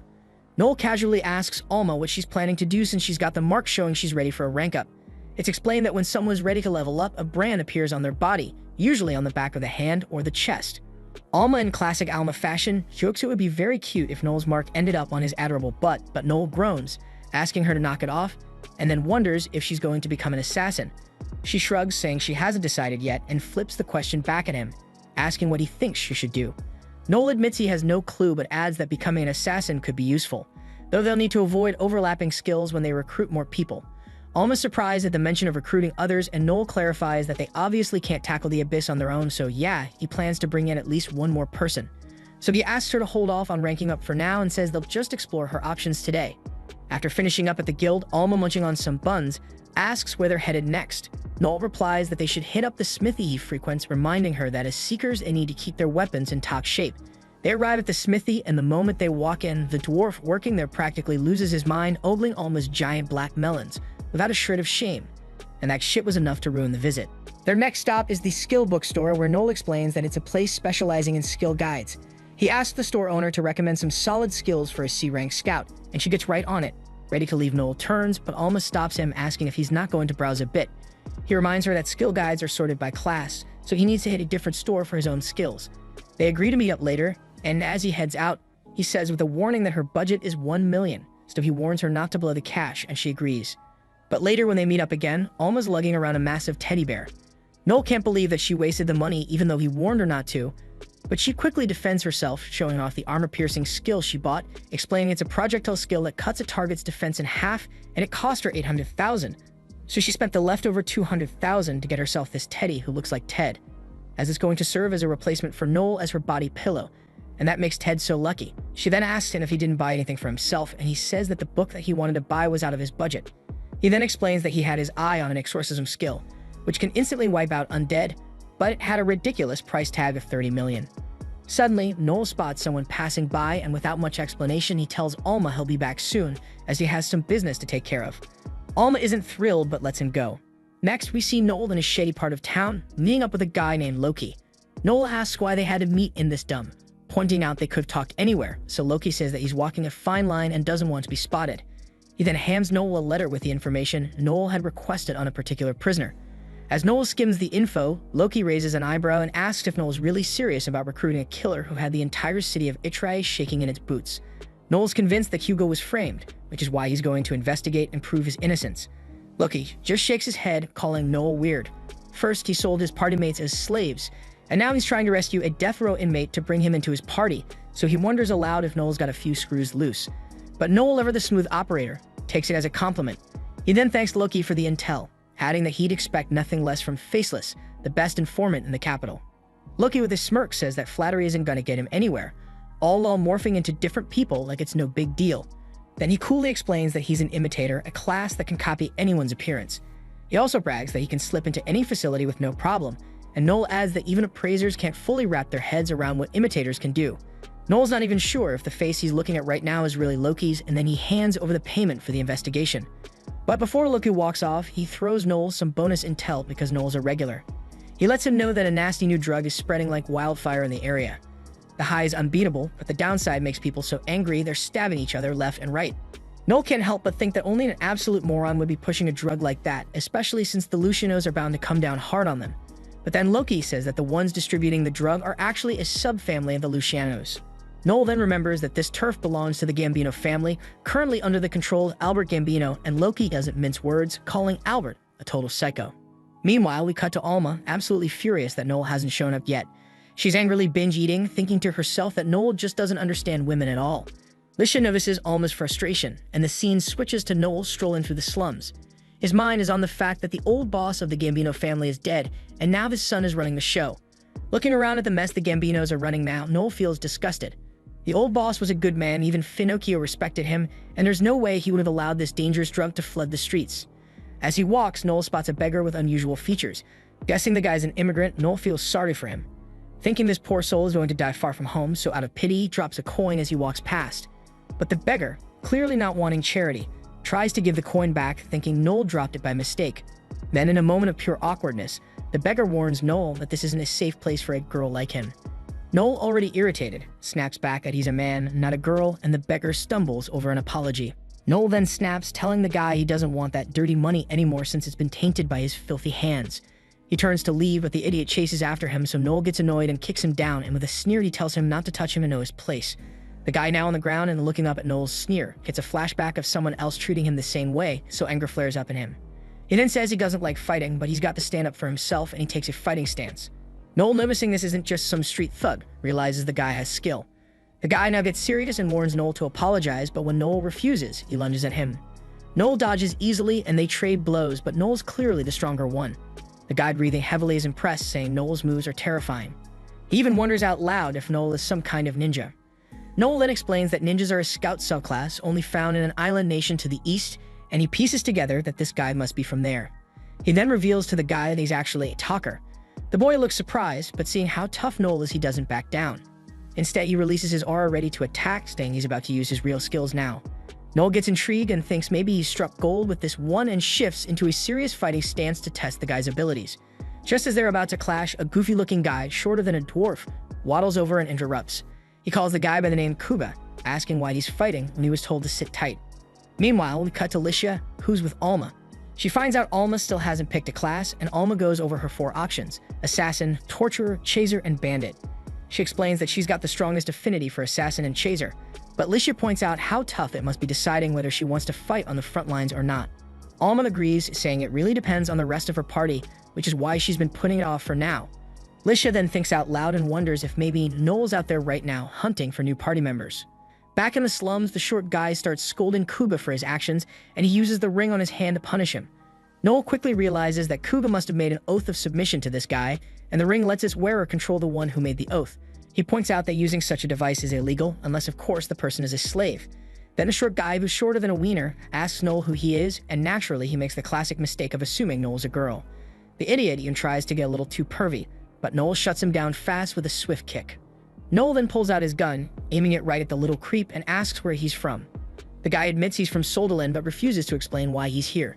Of course, Noel isn't having any of that, so with some added persuasion, the guy finally spills the truth. He says he had to flee Soldaland because he got caught running an underground fighting ring for the Lambert family and was skimming profits off the top. Noel puts the pieces together, realizing the guy's hiding out here because the Gambino family is more powerful than the Lamberts, and they can't reach him in this territory. Noel asks if Kuga is his gladiator, and the guy confirms it. Noel figures out his plan. He's going to force Kuga to fight in an underground ring, aiming for prize money to get back into the business. The guy admits Noel's got it all figured out, but he still thinks Noel is a woman, so he asks if he's involved with the fighting rings. Noel sets him straight, saying he's a seeker, and by the way, a man. The sudden gender reveal completely shocks the little guy, which pisses Noel off even more. Noel thinks to himself that no one's going to care if he kills this guy. After all, the Lambert family isn't about to come looking for a runaway thief. Plus, Kuga would be free once the guy's out of the picture. Noel then pulls the trigger, but we don't see where the bullet lands. Meanwhile, Licia the homewrecker is chatting with Alma, mentioning that Noel's recruitment poster is still up in the town square, so maybe someone's contacted him. Alma's still annoyed that Noel left in the middle of their date, admits this is just typical Noel behavior, but Licia jokes that he might be recruiting some new promising member right now. Alma doesn't mind because she's convinced she's all the partner Noel needs, but she warns if anyone else shows up, she'll kill him. We then see that Noel intentionally misses his target when he takes his shot and smirks and tells the short man Miguel to scram, giving him a 10-second head start. Miguel frantically wakes his servant, and as they prepare to bolt, Noel muses that a guy like Kuga doesn't need rescuing because he's more than capable of getting free on his own. Then as he watches them flee, he mutters that he doesn't need some starved dog tagging along in his party, he needs a true ferocious wolf. Later, Noel heads back to meet Alma, but he is surprised to find Lisha there too. He raises an eyebrow, asking why she's here. She simply thanks him for the meal, but Noel snaps back that he never said he'd pay, so Lisha shoots him a look, wondering if he's not even going to apologize for bailing on their date. Alma, visibly irritated, chimes in by saying that she would have been eating alone if Lisha hadn't shown up. Sensing her frustration, Noel gives in and agrees to pay the bill for both of them. As they settle in with coffee, Lisha casually asks if Noel was out recruiting for his party. This brings Kuga to Noel's mind, but he shrugs it off saying no, he was out for something else. He then turns to Lisha, asking if she's heard about a dangerous drug making rounds recently. Lisha nods and asks why he's curious. Noel explains that the drug is incredibly potent, but has a nasty side effect of triggering uncontrollable rage. He mentions that it's spreading unchecked and asks Lisha to tell Wolf's gang to be on alert. Lisha finds it strange for Noel to be concerned about them, and he brushes it off by saying that he's just sharing info as a business partner. Lisha then gets up to leave, saying it's time for her to get to work. She turns to Alma, saying they should get together again, but next time not as business partners, but as friends. Alma lights up at the idea, suggesting they should be best friends. Lisha agrees and then invites Noel to join them, but he just waves her off, telling her to go away. After she leaves, Noel reflects that since even Lisha has heard of this drug, it's likely spreading beyond Gambino's territory, and he hopes it won't blow up into a major issue. The scene then shifts to the Gambino family base, where Miguel and Kuga are now captives. They stand before the formidable Albert Gambino, the family's ruthless head. Albert then remarks that he can't let them get away with stealing from the Alembert family, adding that the Alembert head has ordered Miguel to be handed over the moment he's found, and Miguel realizes this is the last person he never want to be caught by because he knows Albert Gambino isn't just dangerous, he's a full-on madman, practically a devil incarnate. Albert, however, says that it would be too dull to simply hand him over, adding he has no interest in working for a backwater family like the Alemberts. Miguel, seeing an opportunity, tries to charm his way out, agreeing that a noble family like the Gambinos shouldn't stoop to serve the lowly Alemberts. Albert agrees, and with a wicked gleam in his eye, says that he has a much better idea. They'll hand them over to the Alemberts as stuffed toys. Miguel stares and horrifiedly tries to process what Albert means until Albert spells it out. He's going to skin them alive, pack their remains into sacks, and gift them to the Alemberts. Miguel's face drains of color, while Kuga strangely feels relieved. He thinks that maybe now, he'll finally get the death he's been hoping for. But before Albert can carry out his plan, the chief of Mintz's village arrives, desperate to speak to him about a pressing debt. The chief explains his situation, and Albert quickly learns that the chief had every intention of repaying, but a rogue seeker named Noel robbed him of everything he had. According to the chief, he tried to resist, but Noel took his wife and daughter hostage and gouged out his eye, leaving him with no choice. He adds that Noel told him if he had money to spare for the puny Gambinos, he might as well hand it over to him instead. Albert's anger simmers as the chief goes on, trying to stoke his fury against Noel to save his own skin. Albert announces that this Noel will indeed need to be brought to justice for his audacity. However, he then tells the chief he'll be expecting his payment, and while the chief is relieved, Albert adds that he'll still have to face the consequences for the delay. The chief then desperately mentions that he has no money left, but Albert already knows this and calmly states that he'll just take the chief's right arm instead. He then glances at Kuga, who's known as a long swordsman, someone skilled at slicing things up, and asks him to remove the chief's arm using nothing but his own wooden crutch. Miguel quickly orders Kuga to hurry up and follow Albert's command, but just before Kuga begins, Albert casually pops a drug to send himself into a state of euphoria, grinning that he needs his medicine to fully enjoy the bloodshed. As Kuga moves in to slice the chief's arm, the chief scoffs, thinking there's no way Kuga can pull it off with a stick. But Kuga cuts through his hand like it's nothing. Impressed by this brutal skill, Albert is delighted, and Miguel seizes the moment, proudly claims that Kuga is a gladiator he personally trained, and offers him to Albert as a gift of friendship. The scene then shifts, and we see Kuga donning new armor as he becomes Albert's slave. As he suits up, memories flood back. His mother was once known for her beauty, and his father was a successful merchant. They had a good life, and once when they visited a temple to pray for a healthy child, they were ambushed by bandits. The bandits struck his father unconscious, and when he awoke, he was devastated to find his wife violated and traumatized. This incident plunged Kuba's mother into despair, and months later, she gave birth to him. But Kuba's father looked at the child with resentment, barely able to see him as his own. One day, as Kuba's mother was caring for him, she sadly asked his father to look at their son, but his father only muttered doubts, sinking her even deeper into depression. That same night, Kuba's mother ended her own life, and from that point on, his father drowned himself in alcohol. Kuga, desperate for some parental affection, tried to bond with his father, but was pushed away every time. Even the maids looked at him with disdain, thinking it might have been better if he died alongside his mother. Kuga grew up feeling unwanted, and one morning he woke up to find himself on a boat, and he soon realized he'd been sold into slavery. This was where he first met Miguel, who introduced himself as his master. Miguel then threw him into the brutal world of underground gladiator matches, and when Kuba won his first fight, Miguel praised him, and that moment brought Kuga to tears, as it was the first time anyone had ever given him approval. But the happiness was short-lived, as he quickly realized he was still nothing more than a slave. Back in the present, Kuga stands ready in his new gear, preparing himself for whatever fate awaits. The scene then shifts to Noel waiting in an old building, asking Loki why he called him out here. Loki tells him it's because he's a valuable customer, and he wanted to share some free info, and he spills that the Gambino family is out for his head. He then lays out the whole situation, and Noel quickly realizes that Albert Gambino must have swallowed the lies spun by the chief of Mint's village, and now they're gunning for him. Noel thinks that Albert must be a fool to fall for such a trick, and Loki nods, calling the Gambino boss a total madman who acts purely on impulse rather than logic. Noel then comments that he heard the old Gambino boss was a man of honor, and can't understand how someone like that would hand his legacy to Albert. Loki explains it might be because Albert was his only son, though he was actually a bastard from a previous relationship only brought into the family when he came of age. Suddenly, Noel hears the heavy steps of someone armed approaching, so he quickly realizes that Loki has sold him out. Loki looks at him regretfully and apologizes, so Noel tells him that betraying a client as an informant completely ruins his reputation as a pro, and Loki knows it. But he admits he values his life more than his works, saying he's got enough money to skip town and start fresh somewhere else. But Noel is unfazed and points out a hole in Loki's little plan, and then he calmly points his gun at him and says that there's no reason to leave him alive. Noel then adds that it's a shame because he didn't really hate Loki. Loki says that he feels the same, and he surprisingly accepts his fate with calm resolve. Noel curiously asks why he's suddenly so accepting of death when he was so desperate to avoid it moments ago. Loki answers that he just realized it wasn't Noel he betrayed tonight, it was his own pride as an informant. Impressed by this change, Noel lowers his gun and decides to spare him. He then tells Loki that he doesn't have to leave the capital, declaring that he's going to take down the entire Gambino family himself, and adds that Loki can stay here and rebuild his pride right in the city. Loki is visibly relieved with tears streaming down his cheeks as Noel calmly tells him to go. Loki obeys, and once alone, Noel drinks a battle potion, explaining that it boosts his combat powers for a solid 10 minutes, but the backlash afterward is a real killer. Just then, the assassin arrives, and to Noel's surprise, it's Kuba. Noel notes that Kuba's clearly moved up in the world, and Kuba gruffly replies that it's none of Noel's business. Noel shrugs and suggests they get started, remarking that at least this time they won't be interrupted.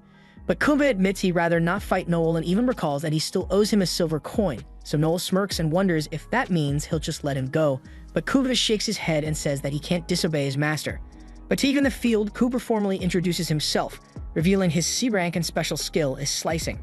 Noel quickly realizes that Kuba's trying to keep things fair by sharing his ability, but Noel doesn't need his sympathy, so he returns the favor by announcing his own trick is using skills with 0 MP costs. He then fires a few bullets, but Kuba evades with ease and counters, forcing Noel to dodge as well. Noel switches tactics and fires a blazing shot, figuring Kuba as a physical frontline type likely doesn't have fire resistance. But Kuba slices right through the flames, leaving Noel stunned. He realizes that Kuba must have cut the air itself, creating a vacuum and depriving the fire of oxygen so it couldn't burn. The two then clash in a rapid exchange of blows, and at one point Noel goes for a low blow, aiming for his family's jewelry, but Kuba dodges and scolds him for fighting dirty. Noel snaps back that in a life-or-death fight there are no rules. He then deploys a flashbang blinding Kuba temporarily, but Kuba fends him off by sending precise slashes in every direction. Observing Kuba's precision despite being unable to see, Noel realizes that Kuba must have set an attack in the air earlier, ready to unleash it whenever needed, and that must be his slicing ability at work.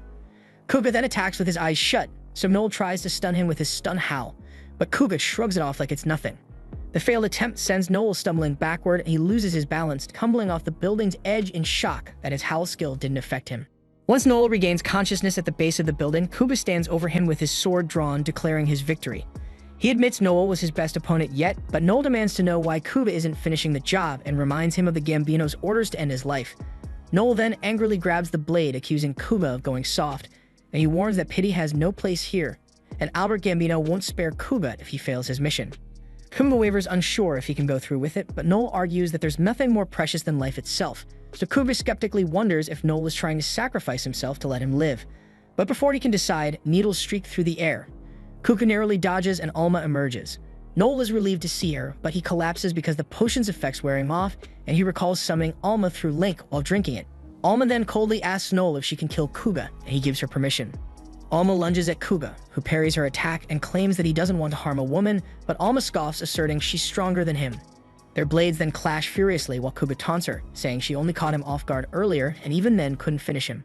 Smirking at his arrogance, Alma retorts that she won't let him die so easily, so she activates her quintuple excel, shocking Kuba with her speed, but he still manages to block her attacks. Realizing the need to focus, Kuba shuts his eyes to activate Calm Sense, a skill that heightens his senses. Alma then attacks relentlessly at high speed, but Kuba counters each move with precision. Nolan recalls that Calm Sense is a skill that sharpens the user's senses when they close their eyes, so it dawns on him why blinding Kuba had failed earlier. He reflects bitterly on the fact that there will always be someone stronger than him, and as a talker, there are heights he simply cannot reach, but he shakes off the self-pity because there's no time for that, and if he can't reach the top on his own, there's only one path forward: conquer the strongest to become the strongest. Meanwhile, Alma shifts her strategy and activates her deadly blood poison skill, fully intent on killing Kuga. Seeing her resolve, Kuga discards his hesitation and decides that he can no longer think of her as just a woman and prepares to activate his insta-kill skill. But before the situation spirals further, Noel fires a flash bullet into the sky, commanding Alma to retreat. She protests, clearly not liking the idea, but Noel snaps that this is an order. He also tells Kuba to leave, warning that he's called the military police. Noel adds that Albert Gambino will be enraged if Kuba fails his mission and gets arrested. Realizing Noel has a point, Kuga reluctantly agrees and begins to leave. But before he goes, Noel stops in with a message for Albert, so Kuba listens carefully. The scene then shifts to Albert at his mansion, handing Kuba a gift box, and when Kuba opens it, he finds Miguel's severed head staring back at him. Albert coldly explains that Miguel had to pay for his failure and warns Kuba that this is his last chance because there's no one left to take the fall for him now, and Kuba promises to carry out his orders perfectly next time. As he's about to leave the room, he pauses to deliver a message from Noel. Noel's message is scathing. His motto is to make people pay 1,000 times over, and he vows to personally crush the Gambino family. He even challenges Albert to come after him directly if he can't handle the insult.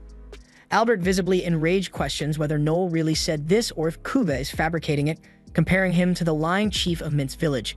Kuba affirms the message, and Albert, laughing maniacally, declares that he'll kill Noel himself, and then he orders Leos to gather the soldiers immediately. As Leos and Kuga exit the room, Leos remarks that Kuga might have gone too far. Kuga apologizes, but Leos probes deeper, wondering if Kuga is upset about Miguel's death. Kuga dismisses the idea, calling Miguel a trashy master.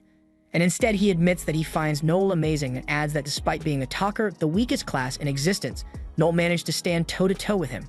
Kuga then reflects on how Noel must have pushed himself to the brink to achieve that strength, though he still doubts a talker can beat a combat type like him.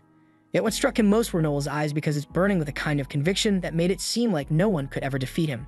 Leos then teases him by accusing Kuba of falling for Noel, but Kuba gets embarrassed and quickly denies any romantic interest.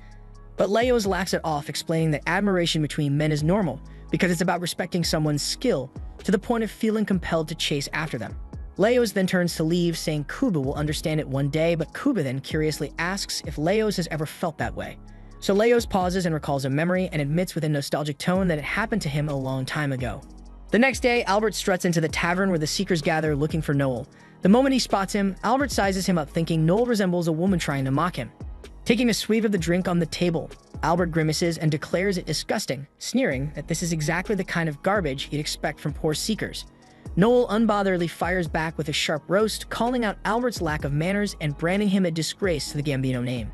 Then with a smirk, Noel feigns an apology, recalling aloud that Albert only joined the family as an adult, and he slyly adds that the boss who raised him must have been terrible at training his dogs. Albert loses his composure, yelling in Noel's face, but Noel shuts him down with a jab about his smelly breath, telling him to back off. Albert then furiously threatens to tear Noel's cheeky mouth open and vows to make sure he'll never enjoy food again. Noel fires back with a smirk that Albert only has the guts to bark because his goons are present. Albert then loses control and lunges at Noel, but Logan steps in and stops him cold. Logan reminds Albert that violence is strictly banned here, no matter what his problem with Noel is, and he firmly explains that this bar is a haven for seekers and outsiders don't get to throw their weight around. Albert irritantly tries to pull rank and asks Logan if he has any idea who he's dealing with, but Logan calmly replies that he does, but emphasizes that seekers guard their pride and Albert won't get special treatment here. Albert then angrily orders his goons to slaughter everyone present, prompting Leos to casually point out that sure they could pull that off, but he wonders what Albert planning to tell Papa Luciano if he does that. Leaning in, Leos reminds him in a low voice that Papa Luciano is already watching him like a hawk because of the drug mess, so if he goes ahead and publicly wipes out Seekers on top of that, the whole country won't just look the other way and it'll be game over for all of us. And he coolly adds that if Albert's dead set on this, he can still give the order again. Albert hesitates, clearly rattled, and Noel silently labels him a coward for quaking at the thought of Papa Luciano or the nation's wrath, and he scoffs that Albert's got no business running an organization if he's this spineless. Albert's temper flares, but before he can erupt, Noel warns him that if he doesn't calm down, the poisoned wine he just drank will do the job for him. Albert freezes in shock, accusing Noel of bluffing since there's no way Noel could have known he'd drink that particular wine. So Noel calmly says that he didn't know, but if Albert drank it, he would gain something, and if he didn't, there was nothing to lose. Albert then desperately tries to vomit the wine, but Noel coolly informs him that it's pointless because the poison is already in his system, and he's as good as dead. So Albert panikedly bolts out of the tavern, frantically searching for a doctor. Back inside, Leo smirks and commends Noel on his bluffing skills, and then he takes a sip of the same wine and declares it excellent, proving that the poison was a complete fabrication. He remarks that Kuva's assessment of Noel was spot on and pays him for the wine, adding with a calm but firm tone that he will let this incident slide, but Noel must leave the capital immediately. When Noel asks what would happen if he refused, Leos replies with icy certainty that he'd have no choice but to kill him, so Noel agrees to leave and exits the tavern. Later, Noel and Alma are seen leaving the capital. Alma marvels at how everything played out exactly as Noel predicted, but Noel cautions her that it's far too early to start celebrating because the real battle is just beginning. Alma agrees, saying they'll return in a week, but in the meantime, she plans to train in the mountains. Noel also mentions having something he needs to investigate, and the two part ways with a promise to reunite after a week. Fast forward a week, Noel and Alma are back squaring off against Albert and his gang. Albert, dumbfounded, can't believe Noel dared to return so soon. Noel mocks him with a sharp retort, telling him to stop barking and show what he's made of, so Albert furiously orders his lackeys to tear Noel's limbs, vowing to make his death slow and excruciating. But to his shock, his men don't budge, so Albert confusedly demands an explanation, but they remain silent. That's when Noel informs Albert that his foolish actions have stripped him of the right to lead. The story then rewinds a few days, dropping us into a scene where Albert's lackeys are griping about their miserable situation. They're fed up, saying they can't keep following their lunatic boss's twisted orders. Recently, Albert had commanded them to massacre the chief of Mint's village and his entire family in a heinously cruel fashion, a task that even made these hardened criminals wince. They can't stomach what happened to the little girl, admitting they joined this underworld because they admired the chivalry of the previous boss, not to prey on the defenseless, so they frustratedly turned to Leos, asking if he could intervene. But before he could respond, Noel stepped in, urging them to stop bickering among themselves. Then his eyes landed on a bamboo dragonfly they held, and his anger boiled because this was proof that the little girl was dead. Leos then reminds Noel that he was supposed to have left the capital, so Noel with a smirk shot back that he did leave, but just for a week, and called it a nice little vacation. Leos wasn't amused and demanded to know if Noel understood what he was doing, so Noel calmly confirmed he did and handed Leos a piece of paper, leaving him visibly shocked. The narrative then takes us further back, revealing the story behind that paper. It was Albert's birth certificate, which Noel had obtained from Loki. Loki spilled that Albert's mother was married to another man, meaning Albert's claim of being the previous boss's illegitimate son was a total lie.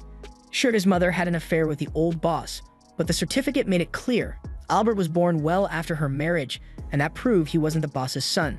When Noel asked if the old boss had known this, Loki speculated he likely did, but still went along with the charade out of loyalty or lingering feelings for his past lover.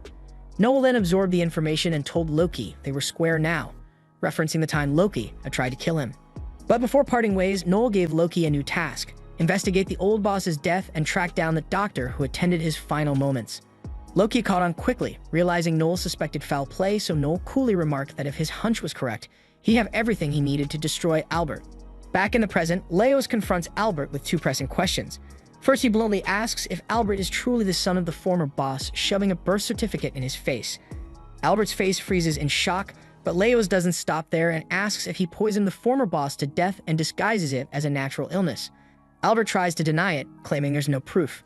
But Noel steps in, cutting him off with a sharp retort, saying proof isn't necessary when the doctor who witnessed everything has already spilled the beans.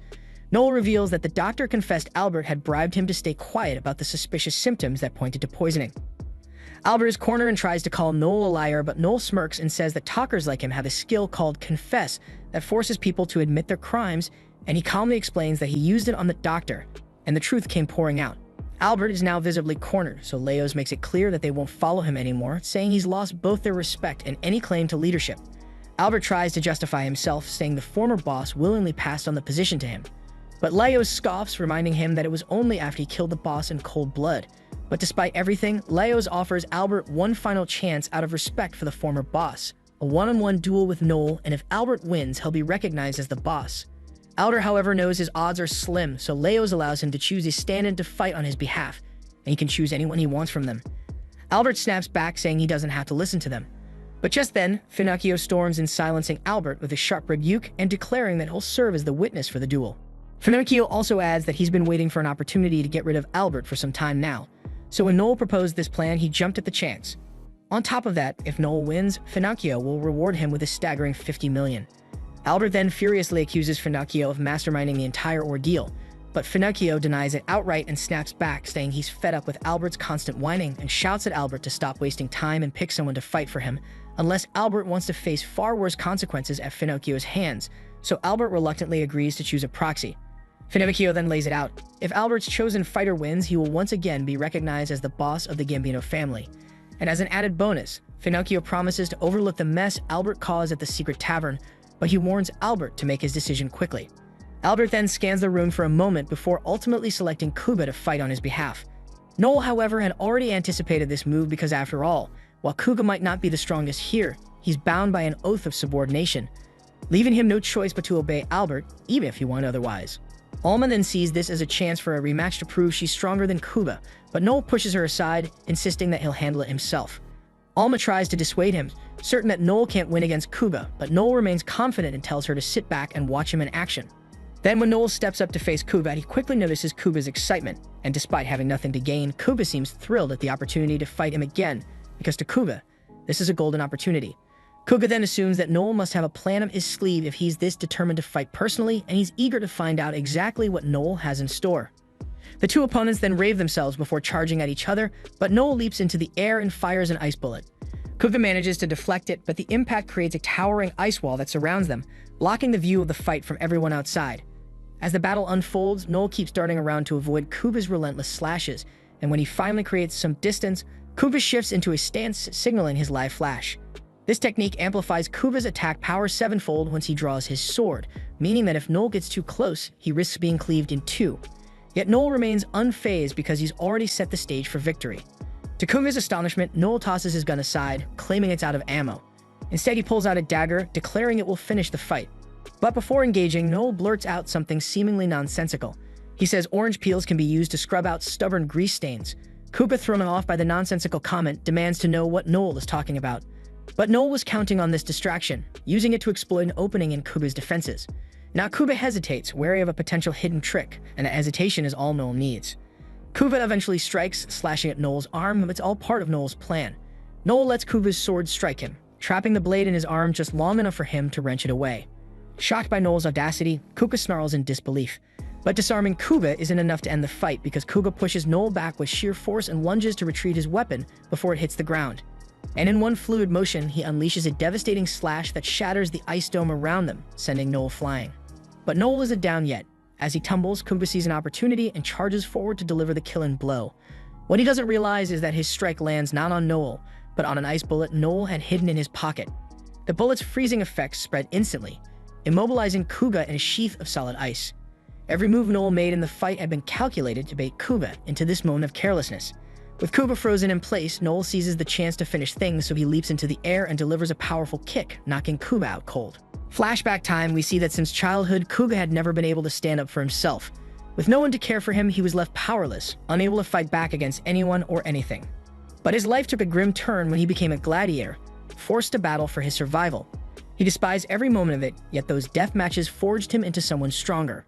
However, no matter how much strength he gained, deep down he remained that same timid kid who couldn't defend himself, so all he could ever do was follow orders. Back in the present, the fight is over and Noel is declared the victor. Kuga lies on the ground defeated, and silently wishing he could be as strong as Noel, because despite being a talker, Noel has never let anyone trample on his freedom or ideals. Kuga knows he won't be getting up anytime soon, but with the winner of the match already decided, Albert officially loses all his rights to call himself the leader of the Gambino family. Noel, having finished his mission, calls out to Finocchio, telling him he's done here, and whatever happens to Albert now is entirely up to them.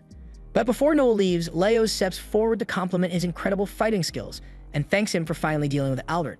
Laios adds that if Noel ever needs help, he'd be more than happy to lend a hand. But Noel turns him down, firmly stating that he wants no further association with the Gambino family. Later, Noel and Alma retreat to a nearby building where Alma begins tending to his wounds. As she patches him up, she scolds Noel for being reckless during the fight. That final kick to Kuga's chest, she points out was unnecessarily risky because if Kuga had anticipated it, Noel could have easily lost.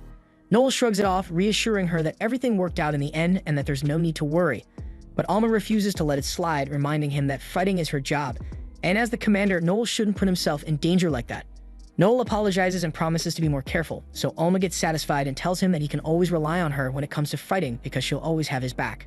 Just then, Finocchio strolls into the room, congratulating Noel on a job well done, but there's something on his mind he needs to discuss. Noel, quick to the point, asks if this is about the payment for defeating Albert, making it clear he won't entertain any discounts. But Finocchio chuckles and assures him there's no way he'd cheapen such a deal because after all, it was a win-win. He got rid of a useless rival without lifting a finger, and Noel earned every bit of that 50 million. However, he has something else to discuss, something private, so he turns to Alma and politely asks if she can step out for a moment. Noel nods at Alma, reassuring her it's fine, and she exits the room, and the second she's gone, Finocchio cuts to the chase. He proposes Noel join his Luciano's family, promising him respect, power, and perks. In fact, if Noel agrees, Finocchio is even ready to hand him leadership of the Gambino family. Noel can't help but smirk at the offer, finding it entertaining. But he points out an obvious fact: he's only 16 years old, so how could he possibly run an entire family?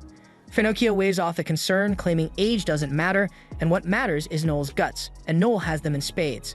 Noel acknowledges the truth in that, but he doesn't hold back and reminds Finocchio that he's turned this offer down before, so by now Finocchio should know there's no chance Noel would ever serve under anyone. Finocchio once again asks Noel if he's absolutely certain about his answer, and Noel firmly affirms that he is. In response, Finocchio reveals that his class is an A-rank Punisher, granting him access to a particularly intriguing skill, and suddenly Noel senses that something is horribly amiss. Glancing upward, he freezes as he sees Finocchio holding his heart literally in the palm of his hand. So Noel panically checks himself, and just as he feared, there is no heartbeat in his chest. Then with an unsettling calmness, Finocchio begins to explain. His judgment skill allows him to forcibly remove the heart of any target who refuses a request from him twice. But Noel's heart has been ripped from his body. He remains alive because the organ is still spatially linked to him.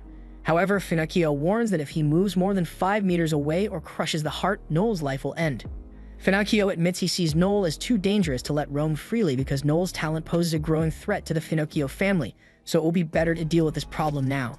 Noel then unfazedly asks if Finocchio plans to kill him to snuff out the potential threat. Finocchio confirms as much but offers Noel one final chance to join the Luciano family. Noel laughs, defiant as ever, and flatly refuses. Rising to his feet, he faces Finocchio, who warns him that fighting back is useless because the heart will not return unless Finocchio dispels the skill. Yet Noel steps closer undeterred and boldly declares his ambition. He will become the greatest seeker who ever lived, so powerful that even the Luciano family won't dare challenge him. Finocchio sneers, affirming that killing Noel now is the wisest course of action, but Noel then leans in, taunting him, daring him to follow through. But he also reminds Finocchio that the moment he acts, he'll prove himself a coward, because he was so terrified of Noel's future strength that he had to eliminate him while he was still weak.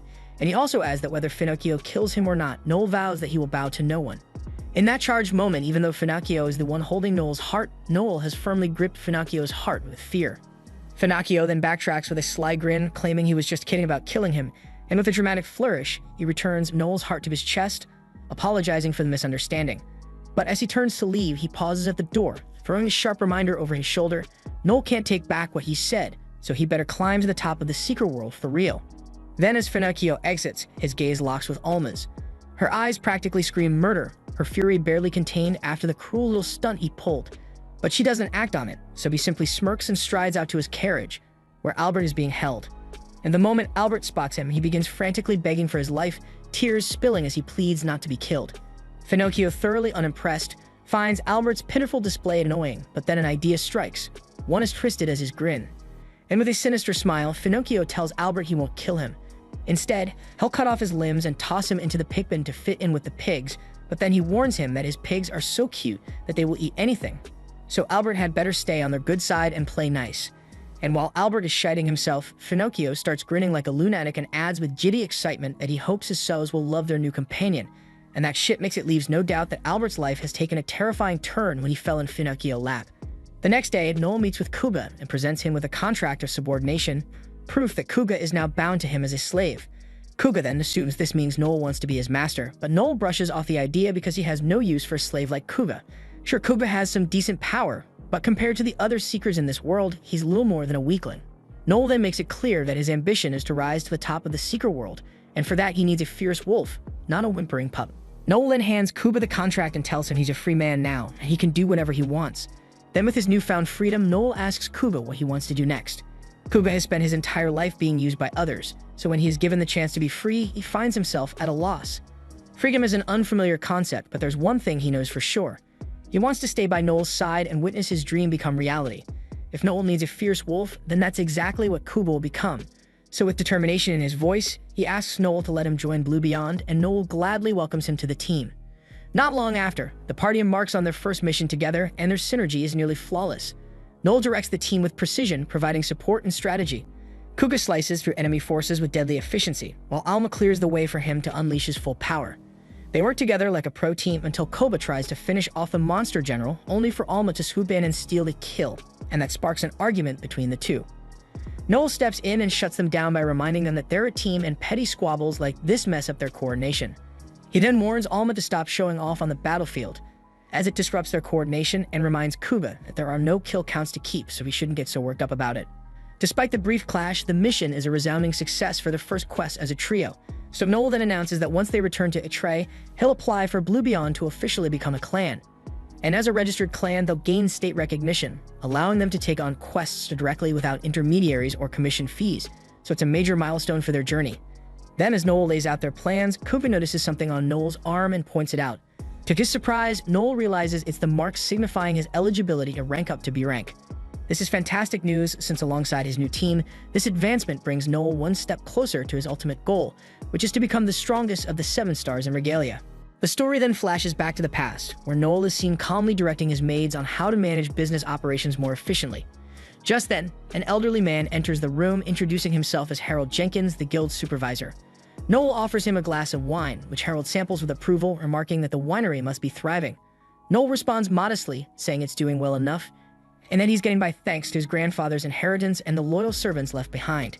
Harold observes that Noel seems to have a natural talent for leadership, but Noel downplays the compliment, admitting he doesn't do much of significance and plans to hand over the business to his staff soon. Then his tone shifts as he pointedly asks Harold what he wants, noting that he's already shared everything he knows about the tragedy that devastated his town. Harold then reveals a photograph of an abyssal beast, identifying it as the same lord that appeared in Noel's town. Noel remains unsurprised because he had long suspected the creature's survival. After his grandfather's death, 2 things had gone missing: the lord's body and his grandfather's battle axe. Noel inquires if the beast has been dealt with, but Harold explains that a clan called Night Rage attempted to defeat it and failed. And by the time the Supreme Dragon clan pursued it, the lord had already retreated into the void.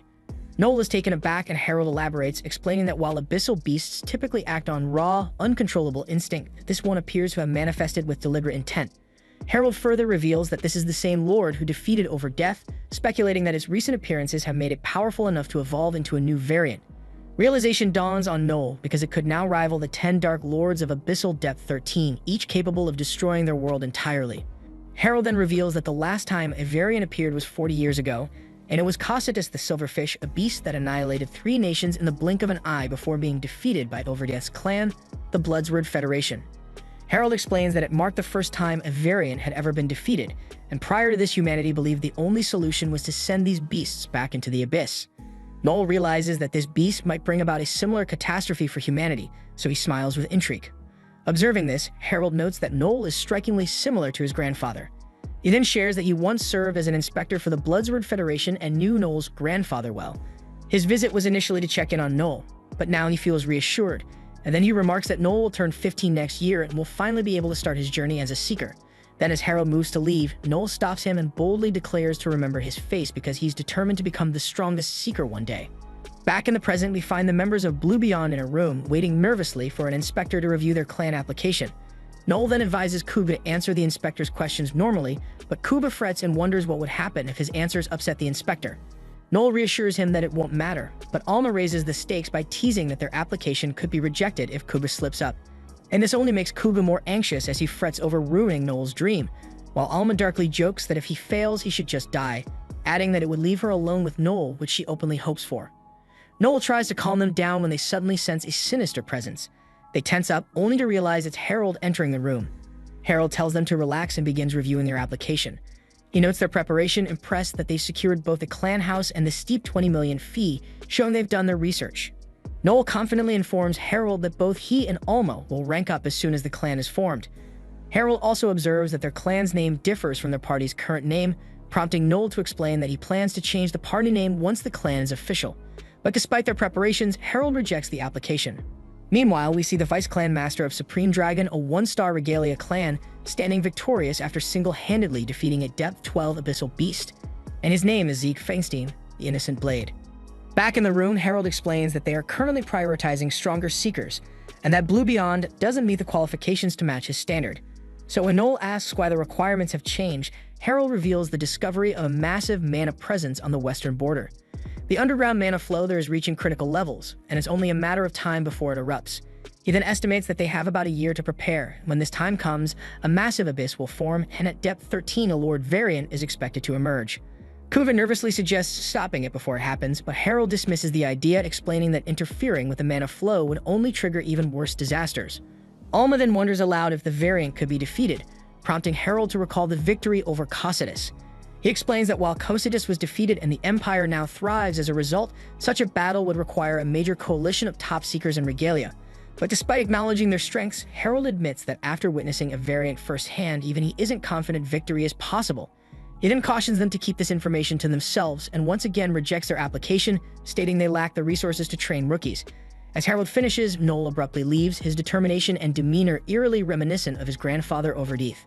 The scene then cuts to the streets of the town, where Kuba asks Noel if he's giving up on forming a clan, but Noel dismisses the question as stupid because this situation is a unique opportunity for them to make a monumental leap forward.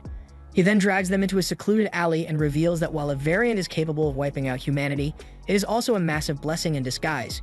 He then reminds them how Cocytus' defeat elevated the Empire's standard of living, revealing that Cocytus' heart is now used to purify water for the entire nation. Defeating advanced beasts often leads to breakthroughs in magic-engineered civilization, which is why Seekers are celebrated as heroes. Noel declares that their goal should be to become one of the Regalia as soon as possible. However, Kuba hesitates, pointing out that they aren't even an official clan yet. Alma then recalls that Noel had earlier mentioned they would join the Regalia in a year, but now he's moved up the timeline, announcing they'll do it in just 6 months. Noel explains that in the coming months, they'll gain enough experience to stand out as a clan, and ideally they'll be invited to face a variant within a year. And if they manage to defeat it, their names will be etched in history as some of the strongest Seekers, so this urgency leaves no room for wasting time. Noel then emphasizes they must hone their skills and knowledge before becoming a clan, ensuring they're prepared to join the Regalia. Meanwhile, he hears a newspaper vendor shouting about Zeke defeating a Depth 12 Lord. Noel contemplates that what they really need is a dramatic event, something that grabs public attention and tells a story people won't forget, so he assures his team he'll devise a plan. Shortly after, Noel is seen ranking up and selecting the subclass of Strategist. A gnome assists him through the process, and once completed, Noel explains that the Strategist class enhances cognitive abilities, allowing real-time battle analysis and immediate calculated orders based on predictions. Later, as Noel strolls through town, he spots Zeke surrounded by women eager to dine with him. Zeke notices Noel and makes his way over, surprising Noel by recognizing him immediately.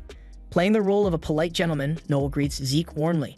Noel then enlightens us that there are currently 3 EX-ranked Seekers in the city: Victor Krauser, the Beginning 1 and Master of Supreme Dragon; Leo Eden, the King Slayer and Master of Pandemonium; and finally Zeke Feinstein, known as Innocent Blade. Zeke then recalls that Noel is Overdeath's grandson and notes Noel's recent role in overthrowing the Gambinos. But while Noel tries to dismiss the claim, Zeke remains certain, and he points out that the Gambino incident unfolded shortly after Noel's clash with their boss, leaving him curious about the methods Noel employed.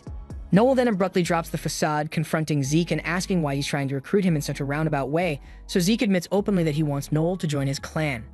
Unsurprisingly, Noel refuses, declaring he has no interest in working under someone else, but Zeke undeterredly tells Noel that he's the kind of person willing to do whatever it takes to achieve his goals. Sensing Zeke's tenacity and potential for aggression, Noel challenges him directly, asking him to prove his strength. He declares that he can only serve someone he recognizes as the strongest. Noel then points out that the city currently hosts 3 X-ranked Seekers, and with Victor aging, that leaves just 2 contenders for the top spot, Zeke and Leo. He then goads Zeke by wondering aloud who is the stronger of the 2, making it clear he expects Zeke to prove himself superior to Leo if he wants Noel on his side. Zeke, realizing an all-out fight with Leo would likely end in one of their deaths, accuses Noel of being utterly incorrigible. After parting ways, some passersby spot Zeke, and one of them casually remarks that Zeke is the 2nd strongest Seeker in the city. The comment enrages Zeke, who demands an explanation, so the man nervously explains that Leo has defeated more Lords solo than Zeke, so Zeke infuriatedly sends the man flying. Noel, overhearing the exchange, picks up on Zeke's insecurity about being called second best and decides he needs to form his clan quickly before Zeke's temper lands him in deeper trouble. Meanwhile, Alma is seen training with Licia, who easily defeats her. Licia points out Alma's shortcomings as a backliner, explaining that Alma gets too heated in battle and fails to keep track of her surroundings as demonstrated by her earlier misstep into Licia's attack range. Licia emphasizes that a backliner's role is to maintain control of the battlefield and monitor everything happening, something Noel excels at. Alma begins to consider switching to an assassin role, and Licia agrees it might suit her better. However, Licia assures Alma that while party balance is important, Noel is resourceful enough to make effective use of her, regardless of her choice. Another elf named Ophelia arrives, her face lighting up when she sees Licia. The two embrace warmly, clearly overjoyed to reunite after a long time apart. Spotting Alma nearby, Ophelia curiously asks if she's a new recruit. Licia smiles and explains that Alma is actually her best friend and that she's been helping her navigate the ropes of being a seeker since Alma recently joined. Licia then introduces Ophelia, sharing that she's from the Winged Knights party and that the two of them hail from the same village. As they chat, the rest of Ophelia's party joins them, so Licia introduces each member: Vaclav, the summoner, Keen the lancer, and their leader Leon Frederick. Ophelia warmly offers Alma her support, telling her to reach out if she ever needs help.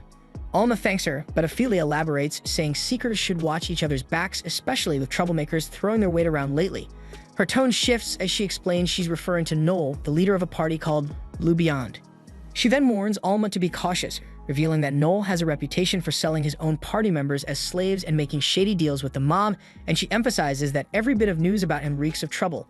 Ophelia even mentions hearing that Noel recently recruited new members, though she assumes they're cut from the same cloth as him. Alma listens with quiet amusement as Ophelia continues, but Leon steps in, gently admonishing her not to judge people she's never met. Realizing she's gone too far, Ophelia apologizes and the group departs soon after. Licia then turns to Alma and apologizes for the drama, but Alma shrugs it off and admits that most of what Ophelia said was probably true. Later, we see Noel meeting up with Loki, because Noel has tasked Loki with compiling a list of all the B-rank parties in the area. Scanning the list, Noel's attention is drawn to one party that stands out. Loki recognizes them too, describing them as a humble and reliable group that has surprisingly not yet formed a clan. We then find out that they are talking about Leon's party, the Winged Knights, and Loki adds that their leader isn't just strong, but also famously good-looking and possibly the strongest B-rank seeker around. Turning to Noel, Loki congratulates him for reaching B-rank as well, though Noel dismisses the praise, calling it meaningless. Noel then starts eyeing Leon's party as an opportunity and declares his intent to exploit Leon's weaknesses to climb higher, because he's confident that even the strongest have dirty secrets, and once they are exposed, they can be used to bring them down. Loki then notices the sinister gleam in Noel's eyes and remarks on his nasty expression. But then Noel responds with chilling conviction, stating that he's prepared to do whatever it takes to claw his way to the top. The scene then shifts to prisoner Hugo Capilia stepping out to meet a visitor, who turns out to be none other than Noel. But Hugo, with a weary expression, acts as if he's fed up with these meetings, making it clear that Noel has been visiting him repeatedly. Noel, on the other hand, notices Hugo's thinner frame and comments that he looks like he's starving to death. Hugo brushes it off, claiming it's none of Noel's business, but Noel insists that he doesn't want him dying just yet because he's got plans to recruit him into his party once Hugo's free. Noel then dives into the heart of the matter, explaining that Hugo is a puppeteer awaiting sentencing for a murder that shook the entire capital to its core. He goes on to reveal that this man wasn't just anybody. He was a renowned seeker, a legend in his field. Noel elaborates that puppeteers are a rare and fascinating class, adept at both combat and production. With their ability to control a variety of puppets, they're versatile fighters in almost any situation, and with his icy demeanor and razor-sharp intellect, he had carved out a name for himself as a freelance seeker. But his lone wolf nature meant he never joined a party, and at the peak of his career, he abruptly retired to pursue life as a dollmaker. And he was wildly successful in that too, until the murder charge to send his life into a downward spiral. Hugo then tells Noel that he's wasting his time because there's no way to save him from execution. But Noel counters confidently, claiming there are plenty of ways, and to prove it, he casually orders a guard to fetch him tea. Hugo then watches as the guard obeys without hesitation and wonders if Noel bribed him, but Noel reveals that he's simply exploiting the little guard's weaknesses, so Hugo realizes that Noel is blackmailing the poor guard. Refusing to share the specifics, Noel smugly declares that every guard in the prison is under his thumb, and he informs Hugo that he's already laying the groundwork to secure his release. Hugo doesn't share the enthusiasm, but he admits that while the idea of freedom does appeal to him, the thought of being a seeker again doesn't. In fact, he despises seekers, calling them violent idiots who overhype their fighting skills. Noel, who is even worse in his eyes because he is cunning, ruthless, and someone who probably manipulates people only to consume them whole like a snake.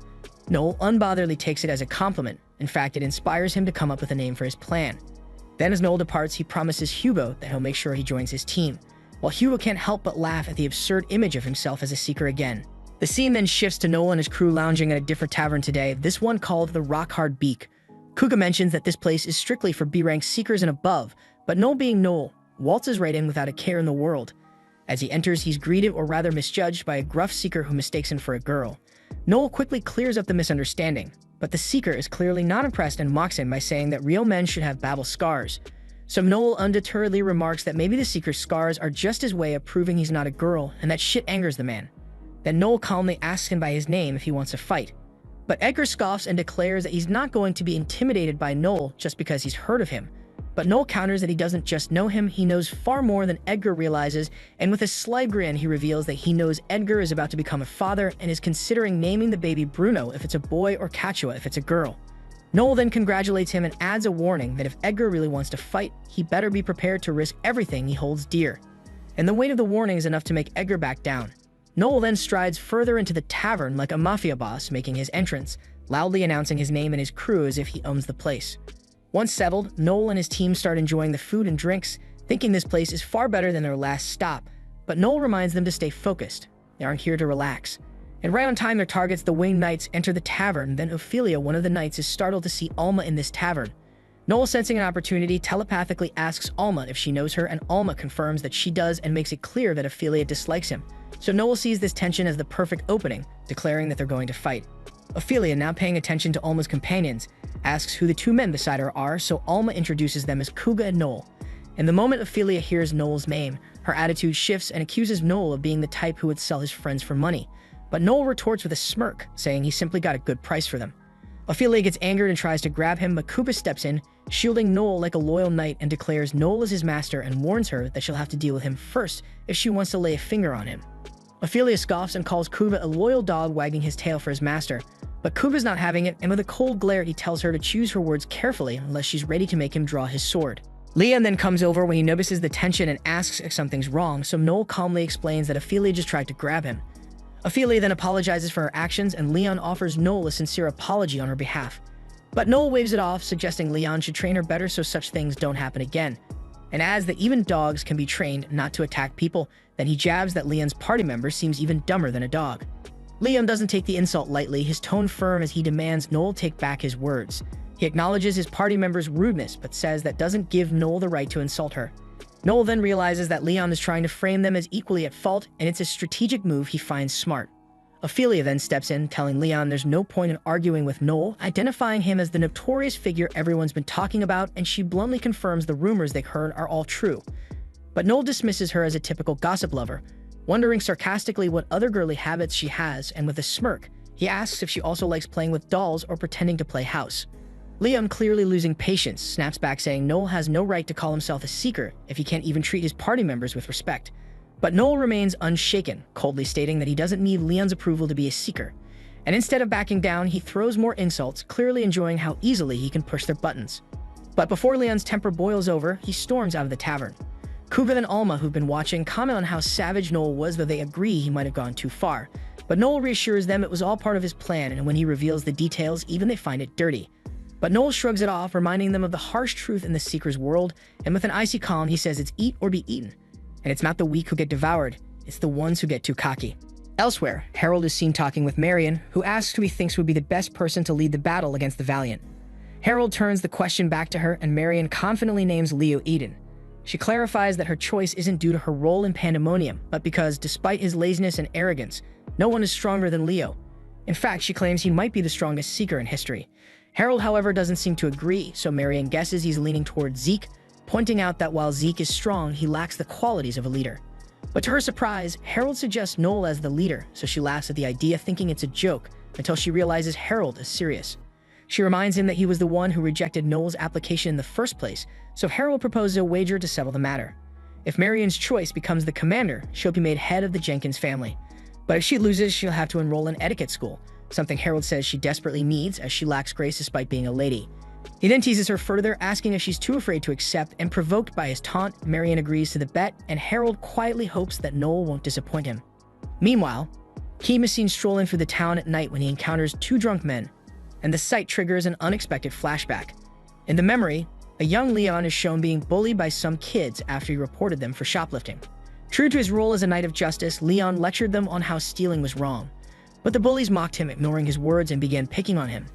They only scattered when Keem appeared, scaring them off. Keem, seeing Leon's plight, advised him to learn how to fight so he wouldn't keep getting targeted.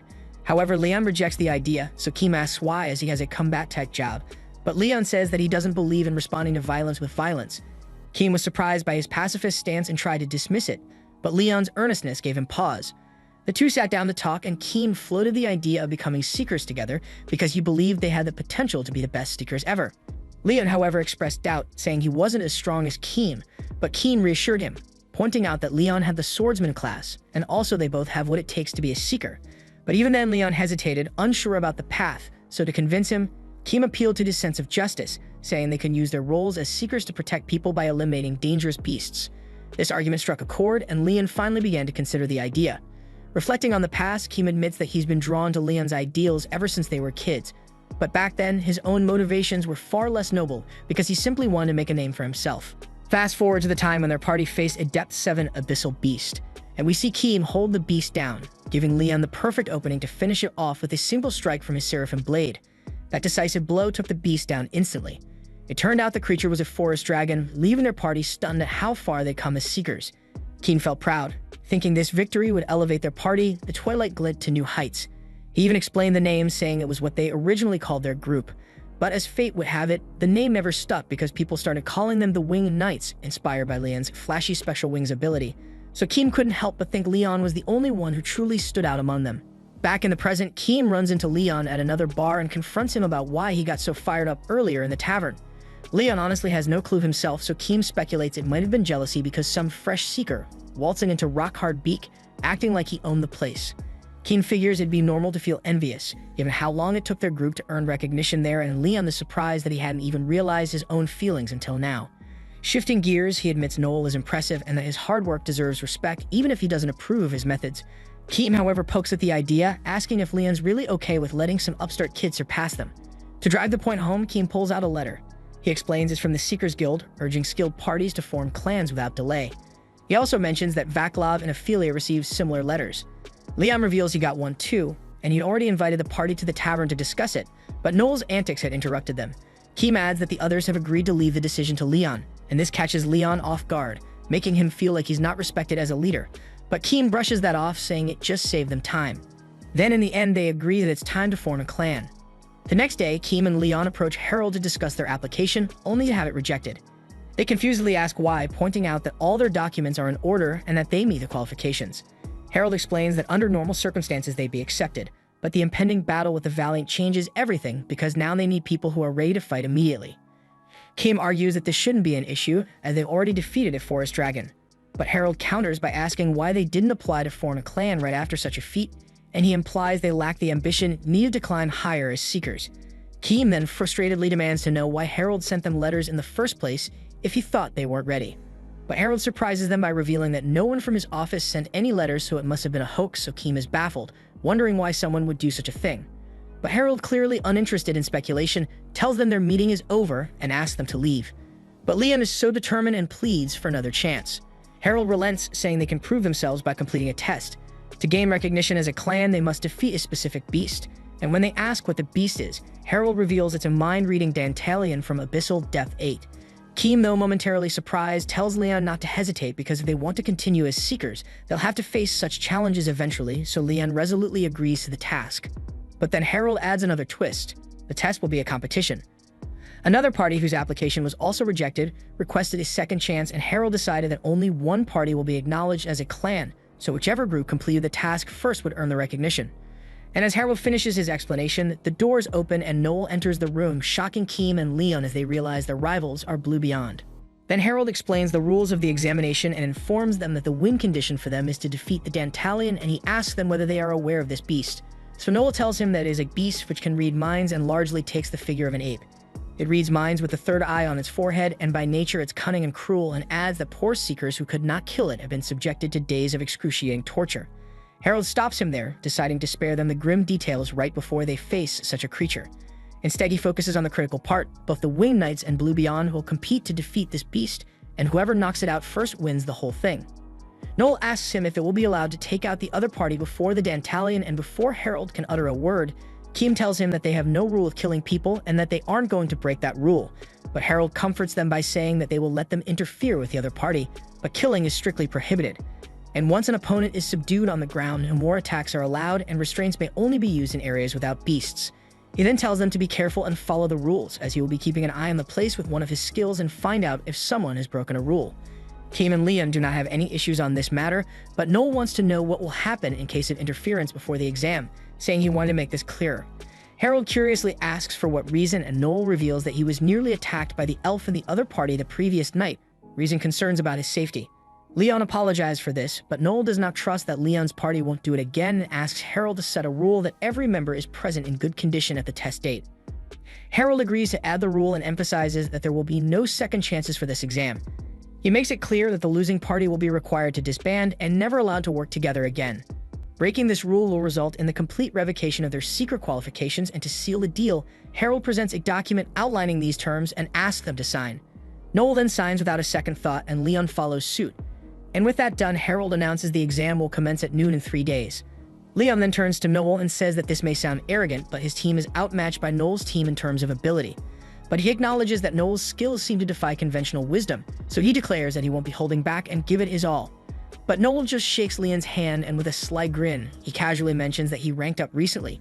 And as a strategist, he boasts new abilities, including predictive skills sharp enough to see the future. And with a mischievous glint in his eye, he claims he has already foreseen Leon sobbing at his feet in defeat. Leon accepts the taunt, eagerly anticipating the competition. Fast forward to the day of the test. Harold signals the start of the exam, and Leon's party charges headfirst into the abyss before them. Noel and his group, however, take an unexpected turn. They pull out lunchboxes and settle down for a picnic. Leon gets surprised and demands to know what they're doing, and Noel answers plainly that they're having lunch. Leon angrily reminds Noel that this is a competition, not a leisure retreat, but Noel explains that they can't fight on an empty stomach and that there's no need to rush.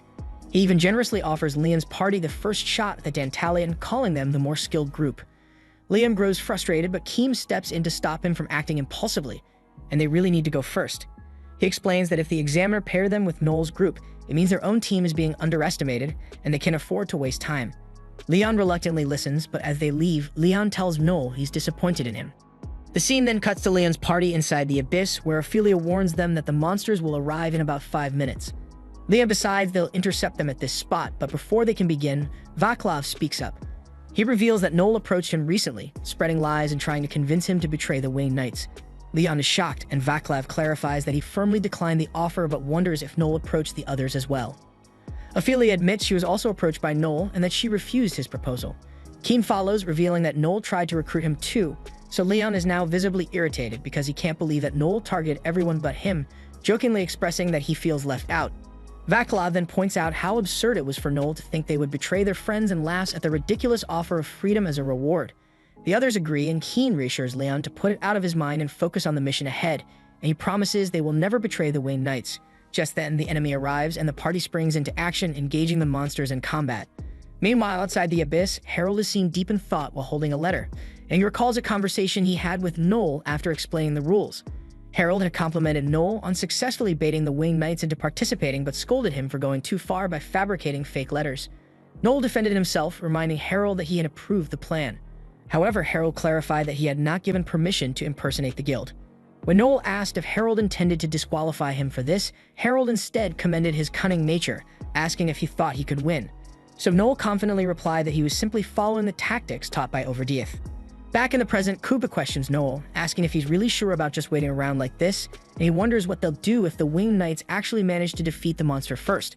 Noel, however, remains calm and reassures him that this is all part of the plan, and he explains that they need to wait because that party is exceptionally strong.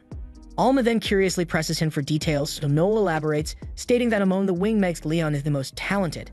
Not only is he exceptional in combat, but he also has an unparalleled sense of awareness about his surroundings. Adding to this, he possesses the Angel Wings ability and was born with a naturally faster mana flow than most, allowing him to activate his skills as quickly as he can think.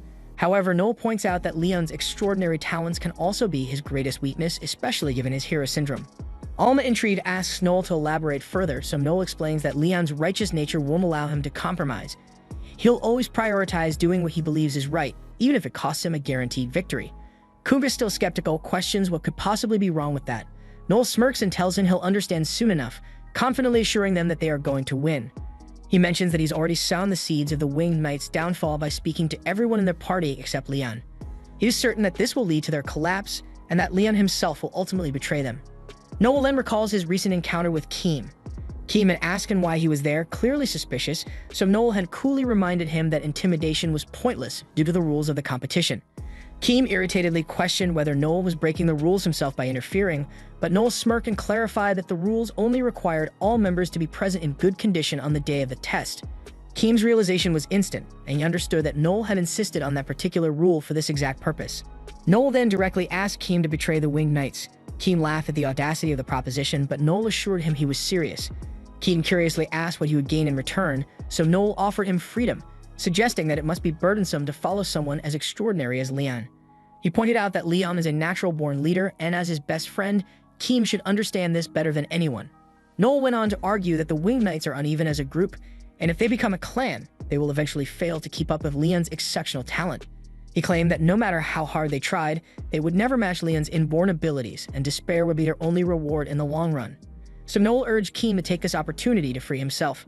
Keem admitted that their group was uneven, but reaffirmed his commitment to supporting Leon, calling himself Leon's self-proclaimed brother. Keem then turned to leave, but Noel stopped him, warning that Leon would betray them first if they didn't betray him. Back in the present, Leon's party is locked in a grueling battle with the Dantalion, but the monster's mind-reading ability proves to be a significant challenge, allowing it to counter every one of their attacks. They have been fighting for an hour, and the strain is showing, but despite knowing they are at a disadvantage, they persist. Vaclav then launches fire magic at the Dantalion, but it dodges effortlessly, proving that sneak attacks are ineffective against a foe that can anticipate their moves.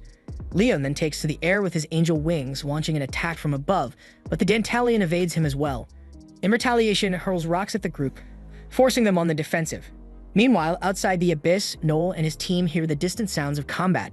Kuga then anxiously asks Noel if they should intervene, but Noel insists they will only step in after Leon's party has exhausted themselves completely. Inside the abyss, the battle takes a grim turn, as the Dantalion's latest assault gravely injures Ophelia, severing her hand. Leon then immediately orders the group to retreat, taking Ophelia with them, while he stays behind to keep the monster occupied. As the others withdraw, Leon courageously blocks the Dantalion's attacks. The Dantalion taunts him, declaring that they have no chance of winning, but Leon refuses to back down and uses a blinding flash of light to disorient the Dantalion. We then see that Leon and his party regroup inside an invisible barrier, where Vaclav has healed Ophelia. Her hand has been reattached, but she can't draw her bow yet. Despite the situation, Leon insists they can still win, but Keem interrupts, saying he has an idea. He volunteers to act as a decoy, distracting the Dantalion so Leon can use his ultimate move, Seraphim Blade, to defeat it. Leon immediately pushes back, saying the plan is too risky. Keem argues that he dodged this attack before and can do it again, so he asks Leon to trust him, but Leon hesitates, pointing out that the Dantalion can read minds. It will know Keem is a decoy, making the plan unlikely to work. Keem sighs, acknowledging that they're running out of options, and he reminds Leon that if they fail here, they'll be disqualified and the Winged Knights will have to disband. Leon, after some thought, suggests a controversial solution, teaming up with Blue Beyond to defeat the Dantalion together. He reasons that working with Noel's team would mean no one has to make unnecessary sacrifices. Though they would lose the exam, they might still convince him to let them stay together as a group. The others are visibly uncomfortable with the idea, knowing this is exactly what Noel had warned them about. Keem asks Leon if he's serious about trusting Blue beyond their competition, and Leon replies that it's their only realistic option and says it's the right thing to do. Keem's frustration boils over and tells Leon to drop this self-righteous act for once, but Leon tries to calm him down, confused by his anger. So Keem accuses him of making decisions without considering how everyone else feels, and says that Leon trusts Noel more than his own team. Leon hesitates for a second, but then admits that he does trust Noel more than him. That shit makes something inside Keem snaps, and without another word, he stabs Leon with a non-lethal strike. As Leon stumbles back, Keem's voice shakes as he says that Noel is right, Leon is really a traitor. He then confesses that he has always resented Leon's talent, but kept going because he thought Leon trusted him. He admits he was even willing to risk his life for Leon's sake, but now he feels betrayed and can't do it anymore, and he just wants to be free. Noel then makes his entrance, and the Dantalion immediately tries to attack him. Noel dodges effortlessly, signaling Kuba to strike back. The Dantalian manages to dodge Kuba's attack, but Kuba quickly activates Calm Sense, stincing with Noel just as they practiced. The two begin attacking in perfect coordination, their movements so seamless that the Dantalian struggles to keep up. Noel explains that their synchronization comes from mastering Link, allowing them to share intentions and fight without needing to think consciously. Their attacks match the speed of the Dantalian's thoughts, making it nearly impossible for the beast to react. During the fight, Noel fires a special bullet he purchased for 10 million, and it hits the Dantalian effectively. The beast then confusedly wonders why it can't read Noel's mind, and Noel calmly explains that as a strategist, his accelerated thinking moves faster than the Dantalian's cognitive capacity. He smirks and taunts the creature, telling it that it's the one being outplayed now. The Dantalian then frustratedly grows reckless, giving Kuba an opportunity to launch his crazy Cherry Blossoms attack. The Dantalian tries once more to read their thoughts, but is overwhelmed by the sheer volume of thoughts in Noel's mind, causing it severe pain. Seizing the moment, Noel fires another shot. In desperation, the Dantalian rips out its third eye, the source of its mind-reading power, finally freeing itself from the mental strain. However, this is exactly what Noel had planned for and calls for Alma to finish the job. Then, as the Dantalian makes a desperate attempt to attack Noel, we see Alma move with incredible speed to strike the final blow. Alma then activates her acceleration skill and charges forward to strike, but it's just a bluff to bait the Dantalian into reacting. And as it tries to counter her, she activates a second skill called Phantom, allowing her to phase through its attack. This powerful skill was unlocked after her rank up, granting her intangibility for a short time once every 24 hours, bypassing all physical attacks. While the Dantalian's guard is lowered, Alma unleashes another quick attack skill and blows a hole straight through its chest. With that final blow, a monster falls and the abyss is cleared, and Noel's team is officially declared the winner of the competition. And as a cherry on top, Kuba gains enough experience to rank up too, putting him back on the same level as Noel and Alma. And while Kuba is rubbing it in Alma's face, Keem approaches Noel and bluntly asks if this was all part of his plan. Noel doesn't even bother denying it, and with a smirk, he admits to orchestrating everything. He's the one who pushed the guild to hold the competition and selected the Dantalian because it suited his team's strengths, and even sent out fake letters to lure the Winged Knights into becoming a clan. Keem is furious upon hearing this and grabs Noel by the jacket. But Noel remains calm and points out that the Winged Knights had a hand in their own downfall, as he is the one who betrayed Leon out of jealousy. Everyone in the Winged Knights is strong, but only Leon is truly gifted, and the rest are left living in the shadow of his brilliance. So it's natural for envy to creep in, but they buried it for so long that it slowly corroded their bond. So all it took was a subtle push from Noel to shatter them completely, as Noel knows better than anyone that even the smallest crack in a team's unity can lead to catastrophe. Yet in this case, he believes Leon is to blame because Keem wouldn't have betrayed him if Leon had shown trust. Just then, Harold steps forward and officially announces Noel's party as the winners of the competition. And as per the contest rules, the Winged Knights will be disbanded immediately for losing. Then we see that news of the result spreads across the capital, and many are heartbroken because the Winged Knights were widely admired. And as for the members themselves, the defeat takes a heavy toll. Ophelia decides to quit being a seeker, believing she lacks what it takes to continue, and she bids a tearful farewell to Alicia. While Vaclav wastes no time and accepts an offer to join another party that same day, moving on without hesitation. Meanwhile, Noel visits Hugo to share everything that transpired. Hugo, however, doesn't see it as a victory, given that the Winged Knights were one of the few groups made up of genuinely good people. Noel shrugs it off, insisting he didn't do anything wrong because in his eyes the Winged Knights were already destined to crumble, and all he did was speed up the inevitable. Hugo then starts to piece together what Noel was really after by orchestrating all this, but can't fathom how dismantling the Winged Knights could possibly convince Leon to join him. But Noel reassures him with a sly smile, saying he has a solid plan to get Leon on his side. And once that's done, Hugo will join the team too. Then with that, Noel turns and leaves the prison. Elsewhere in the city, Keem is trying his best to drown his sorrows and obliterate his liver. Slumped over the bar, he grumbles for another drink. The bartender, however, has had enough and cuts Keem off for the day, clearly worried that the man is drinking himself to death. He knows what Keem has been through, but reminds him gently that he's still young. So there are plenty of other parties where he could start over if he chooses to. But Keem isn't having it because he's haunted by what he did. Looking back, he realizes that if Leon had agreed to his plan, he would have died because there was no way it could have worked. Leon made the best choice he could under the circumstances to protect everyone, and he repaid him by stabbing him for it, and that guilt is crushing him. Even the bartender shakes his head, bluntly telling Keem that he really messed up big time. But drinking himself into oblivion won't fix anything because there's something far more important he needs to do, and it's set Leon free. Keem stares blankly, so the bartender spells that Leon is probably blaming himself for everything right now, unable to move forward. And if Keem truly cares about Leon, he has to go see him and clarify things. Meanwhile, Leon has been cornered in a back alley by Edgar and a couple of his friends. Edgar saw the news of the Wing Knight's downfall, and there was no way he'd pass up a chance to kick someone already at rock bottom. He's hated Leon for the longest time because Leon's clean record and popularity always drove him insane, while Edgar has been treated like a scumbag, mostly because he has won, but that's beside the point. Because with Leon's friends gone and his will to fight shattered, Edgar wants to finish him off. But before he can make a move, Noel and his crew show up and take down Edgar's friends with no effort. Edgar fumingly yells at him and demands to know what Noel is doing there, and Noel with a smile says he just happened to be out for a walk. Edgar doesn't buy it and tells Noel to leave, claiming he's getting in the way. Noel, not appreciating Edgar's attitude, calmly tells him to watch his mouth. Edgar feels insulted and gets ready to fight, but his friends aren't as brain-dead as he is, because they know better than to take on Noel's crew and scatter like rats fleeing a sinking ship. Noel, however, isn't done and decides to teach Edgar a hard lesson in respect. And without flinching, he chops Edgar's nose clean off and crushes it under his boot. Edgar's screams of agony echo through the alley as Noel grabs him by the hair, dragging him close, and coldly promises to give the same beautiful plastic surgery to every one of Edgar's friends and family if he ever acts like a scumbag again. Terrified beyond belief, Edgar swears he'll behave and flee as fast as his legs can carry him. And once Edgar's gone, Noel turns back to Leon and calmly says that he's got business with him, and without wasting time, he asks Liam to join his clan.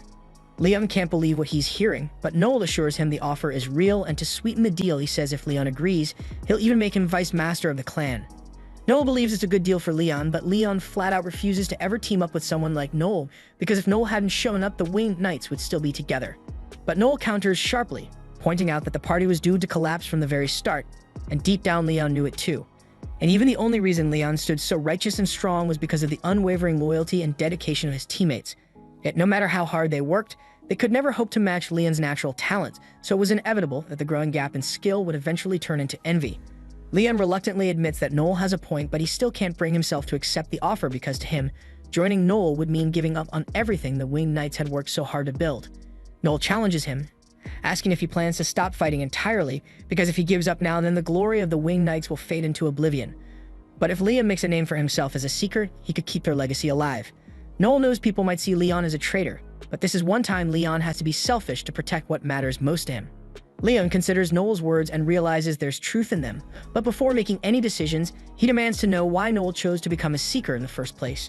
And without missing a beat, Noel declares that he intends to become the undisputed greatest seeker of all time, and he'll achieve that goal no matter what it takes. The sheer conviction in Noel's voice is enough to sway Leon, but then Leon makes it clear. If Noel doesn't follow through on his promises, he'll never forgive him. The two then shake hands, sealing their new partnership, and walk out of the alley together as a unified clan. Meanwhile, Marion is reviewing the case file with her grandfather, and she's not impressed.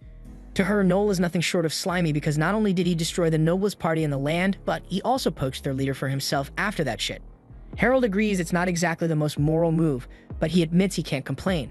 After all, it's resulted in a far more promising clan, and he's eager to see what they're capable of. In fact, he already has another quest lined up for them.